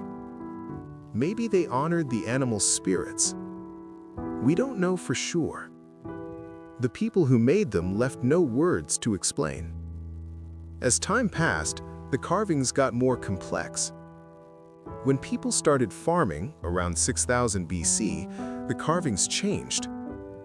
You start seeing plows, domesticated animals, houses, and buildings. Then, metal arrived. The Bronze Age brought new technology. The carvings show weapons, swords, shields, chariots, warriors. There are scenes of people fighting, armies clashing. The world was getting more complicated, and the carvings show it. There are scenes of everyday life. People weaving cloth, blacksmiths working metal, priests performing ceremonies. There are maps, actual maps carved into rock, showing fields, houses, and paths. Maybe property records? Maybe planning documents? The carvings evolved along with human society. They're like a comic book of human progress carved in stone. The people who made most of these carvings are called the Comuni. We know almost nothing about them. They never developed writing, at least not until the very end when they started using an alphabet borrowed from the Etruscans. They lived in this valley for thousands of years. They farmed, they fought, they worshipped gods we don't know the names of. And they carved rocks, constantly, generation after generation. When the Romans conquered the region around 16 BC, the Comuni were absorbed into Roman culture. Their language disappeared, their identity faded, but their carvings remained. Here's the part that fascinates scientists. Among all the recognizable images, there are also mysterious symbols, spirals, circles, crosses, geometric patterns, abstract shapes that don't obviously represent anything. What do they mean? Nobody knows. Some might be religious symbols. Some might represent astronomical events like eclipses or seasons. Some might be territory markers or family emblems. There's a famous figure called the Communion Rose. It appears over 1,000 times in the carvings. A flower-like shape with 4 petals, often inside a circle. Was it a religious symbol? A sun symbol? A tribal identity marker? We simply don't know. The people who made it never wrote down what it meant, and so it remains a mystery. For centuries, local people knew the carvings were there, but the wider world didn't pay much attention until the early 1900s. In 1909, a geographer named Walther Lang started documenting the carvings. He realized their importance and brought them to scientific attention. Through the 20th century, researchers mapped and cataloged more and more carvings. The numbers kept growing. Thousands became tens of thousands, became hundreds of thousands. Today, the valley has 8 parks dedicated to protecting and displaying the rock art. You can walk trails and see the carvings up close. Valcamonica matters because it shows us who we were. Before history was written, we were still human. We still made art. We still recorded our lives. We still wanted to leave something behind. The people who carved these rocks didn't know we would find them. They couldn't imagine us, just like we can barely imagine them. But they left these messages anyway, carved into stone, surviving rain and snow and sun for thousands of years. And now we can see glimpses of their world, their deer, their plows, their battles, their dances, their mysterious symbols. It's like receiving a letter from ancestors so distant they might as well be from another planet. Let me put the age in perspective one more time. The Great Pyramid of Giza was built around 2560 BC. It's ancient, one of the most famous ancient structures in the world. The oldest carvings in Valcamonica are from around 8000 BC. That means the earliest carvings here are over 5,000 years older than the pyramids. When the Egyptians started building pyramids, the oldest Valcamonica carvings were already 5,000 years old, already ancient history. That's how old this place is. You can visit Valcamonica today and see the carvings yourself. The main park is called Parco Nazionale delle Incisioni Rupestri di Naquane. There are wooden walkways that let you get close to the rocks without damaging them. The carvings are spread across many sites throughout the valley. You could spend days exploring different locations, each with different styles and subjects. It's not as crowded as Rome or Venice. You might find yourself alone with carvings that are 8,000 years old. Running your eyes over lines carved by human hands so long ago, wondering what they were thinking, who they loved, and what they feared. It's a different kind of experience from visiting a church or palace, quieter, more personal, more mysterious. Italy chose Valcamonica as its first UNESCO site for a reason. This place represents something fundamental about human beings, our need to create, to communicate, to leave our mark. Before we built cathedrals, before we painted frescoes, before we sculpted marble, we carved rocks. It's the beginning of art, the beginning of recording history, the beginning of everything that makes us human. All of Italy's cultural treasures, the Colosseum, the Renaissance paintings, the Baroque churches, they all trace back to this same impulse, the impulse to create, to express, to survive through art. It started here, on these rocks, 10,000 years ago. So that's number 2, the ancient rock drawings of Valcamonica, Italy's very first UNESCO World Heritage Site. Over 300,000 carvings, 10,000 years of human history, older than the pyramids, full of mysteries we may never solve. A reminder that humans have always been artists, always been storytellers, always been trying to leave something behind for the future. And the future found them. Now, finally, number 1, the most unique, most surprising, most "I can't believe this exists" place in all of Italy. Something you can actually use every single day for miles and miles. Number 1, the Porticoes of Bologna. We're here, the top of the list, the most incredible UNESCO site in Italy. And I know what you're thinking. It's going to be the Colosseum, right? Or Venice? Or Florence? Something huge and famous that everyone knows about. Nope. Number 1 is something most people have never heard of, something you can't find anywhere else on Earth. Something so unique, so brilliant, so human, that once I explain it, you'll wonder why every city doesn't have this. Number 1 is the Porticoes of Bologna. Wait, what? Let me explain, because by the end of this, you're going to understand why this belongs at the very top. Bologna is in the Emilia-Romagna region of northern Italy, the same region where we saw Ravenna, Modena, and Ferrara. UNESCO made the Porticoes of Bologna a World Heritage Site in 2021. It's one of the newest Italian sites on the list.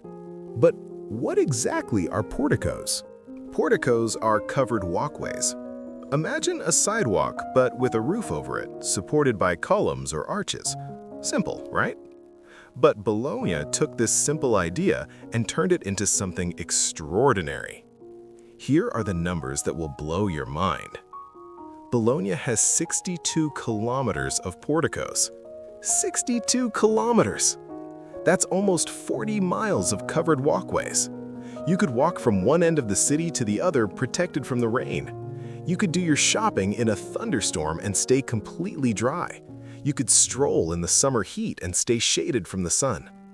40 miles of covered walkways in one city. No other city on Earth has anything like this. The story starts in the Middle Ages, around the 1100s. Bologna had a university, one of the oldest universities in the world actually, founded in 1088. Students came from all over Europe to study in Bologna. The city needed to grow. It needed more space for all these people. But land inside the city walls was limited, and city laws protected the public streets. You couldn't just build whatever you wanted. So, people got creative. They built second floors that extended out over the public walkways. The ground floor stayed open for pedestrians, but above it, rooms jutted out into the street, supported by wooden beams. This gave people more living space without taking away the walking space below. And to support these extensions, they added columns. And between the columns, they added arches. And suddenly, the sidewalk had a roof. The portico was born. That was 900 years ago. And they never stopped. Generation after generation kept building porticos, century after century. The wooden structures became stone. The stone became brick. The styles changed as architecture changed. Medieval porticos, Renaissance porticos, Baroque porticos, neoclassical porticos, modern porticos. 12 different architectural styles across 9 centuries, all connecting, all forming one continuous network. When new streets were built, they added porticos. When old buildings were renovated, they kept the porticos. It became law. It became tradition. It became Bologna. Here's what makes the Porticoes of Bologna different from every other UNESCO site. Most UNESCO sites are things you look at. The Colosseum, beautiful. You look at it. The Sistine Chapel, amazing. You look at it. The Leaning Tower, incredible. You look at it. You visit these places. You admire them, you take photos, then you leave. The Porticoes of Bologna are different. You don't just look at them, You use them. You live in them. Every single day, the people of Bologna walk under these porticos. They walk to work. They walk to school. They walk to the market. They walk to meet friends for coffee. Rain? Doesn't matter. You're covered. Summer sun? Doesn't matter. You're shaded. Snow? Doesn't matter. You're protected. The porticos aren't a museum. They're not a tourist attraction. They're how the city functions. When you visit Bologna, you become part of this. You walk where locals walk. You're sheltered where they're sheltered. You experience the city the way Bolognese people have experienced it for centuries. You don't observe Bologna. You participate in Bologna. The longest portico in the world is in Bologna. It stretches from the edge of the city center up a hill to a church called the Sanctuary of the Madonna di San Luca. How long is it? 3.8 kilometers, about 2.5 miles, 666 arches, one after another, climbing gently up the hillside. People walk this portico as a pilgrimage, or for exercise, or just because it's beautiful. You start at the city gate. You walk under arch after arch. The city falls away below you. The church gets closer and closer. At the top, there's a view of Bologna spread out beneath you. Red rooftops, towers, the plain stretching to the horizon. And you made the whole climb without ever being exposed to the weather. Here's something beautiful about the porticos. They were built for everyone, rich people and poor people, merchants and students, workers and nobles. Everyone uses the same walkways. Everyone gets the same protection. In many old cities, the rich had covered carriages and the poor got wet. The rich had shaded courtyards and the poor baked in the sun. In Bologna, the shelter is public. It belongs to everyone. It always has. This was radical for the Middle Ages. This is still radical today. A city that said, everyone deserves to walk comfortably. Let's build it into the city itself. Here's something amazing. The porticos are still being built. When new developments go up in certain parts of Bologna, they're required to include porticos. The tradition continues. 900 years and counting. How many human projects last that long? How many ideas stay good for 9 centuries? The porticos of Bologna have outlasted empires. They've survived wars and plagues and revolutions. They've adapted to cars and electricity and modern life. And they're still growing. Let me describe what it's like to walk through Bologna.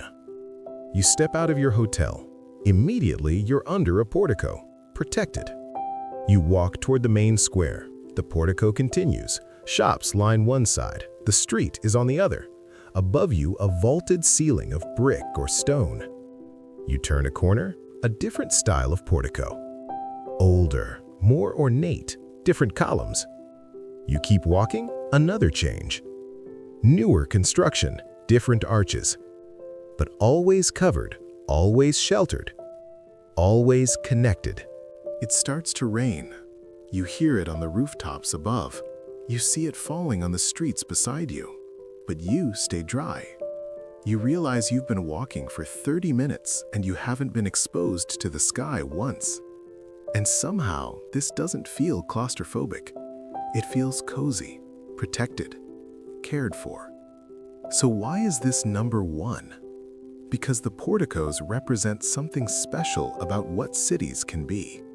Most cities are built for commerce, for defense, for showing off power. Bologna was built for people, not for impressing visitors, not for glorifying rulers, for making daily life better for everyone who lives there. The porticos aren't monuments to dead emperors, they're gifts to living citizens. For 900 years, Bologna has been saying, we care about you. We want you to be comfortable. We are going to keep caring, generation after generation. That's extraordinary. There's a lesson here for all of us. The greatest human achievements aren't always the biggest or the flashiest. Sometimes they're the kindest. The pyramids are impressive, but they were built by enslaved people to honor dead kings. The Colosseum is amazing, but it was built for watching people die. The Porticoes of Bologna? They were built so regular people could walk to work without getting wet. Which one actually makes life better? If you visit Bologna, you don't need a map to find the porticos. You can't miss them. They're everywhere. Just walk. Let the porticos guide you. They connect everything. Have lunch under a medieval portico. Get gelato under a Renaissance one. Meet friends under a Baroque one. And if it rains while you're there, smile. You're in the one city on Earth where rain doesn't matter. So that's number 1, the Porticoes of Bologna. 62 kilometers of covered walkways, 900 years of continuous building, 12 different architectural styles, the longest portico in the world, a city designed for its people. Most UNESCO sites are things you admire from outside. This one, you walk inside it, you live it.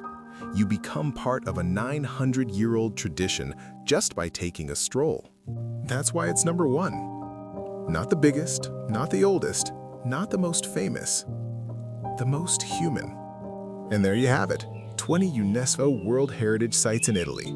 From mountains made of coral reefs to cities carved into caves, from frozen Roman towns to active volcanoes, from Renaissance masterpieces to industrial villages, from ancient rock drawings to covered walkways built for kindness. Italy has 61 UNESCO sites total. We covered 20. That means there are still 21 more we didn't even talk about. If this video inspired you to visit Italy, hit that subscribe button. We've got more adventures coming. And let me know in the comments, which site surprised you the most? Which one are you adding to your bucket list? Thanks for watching. See you next time.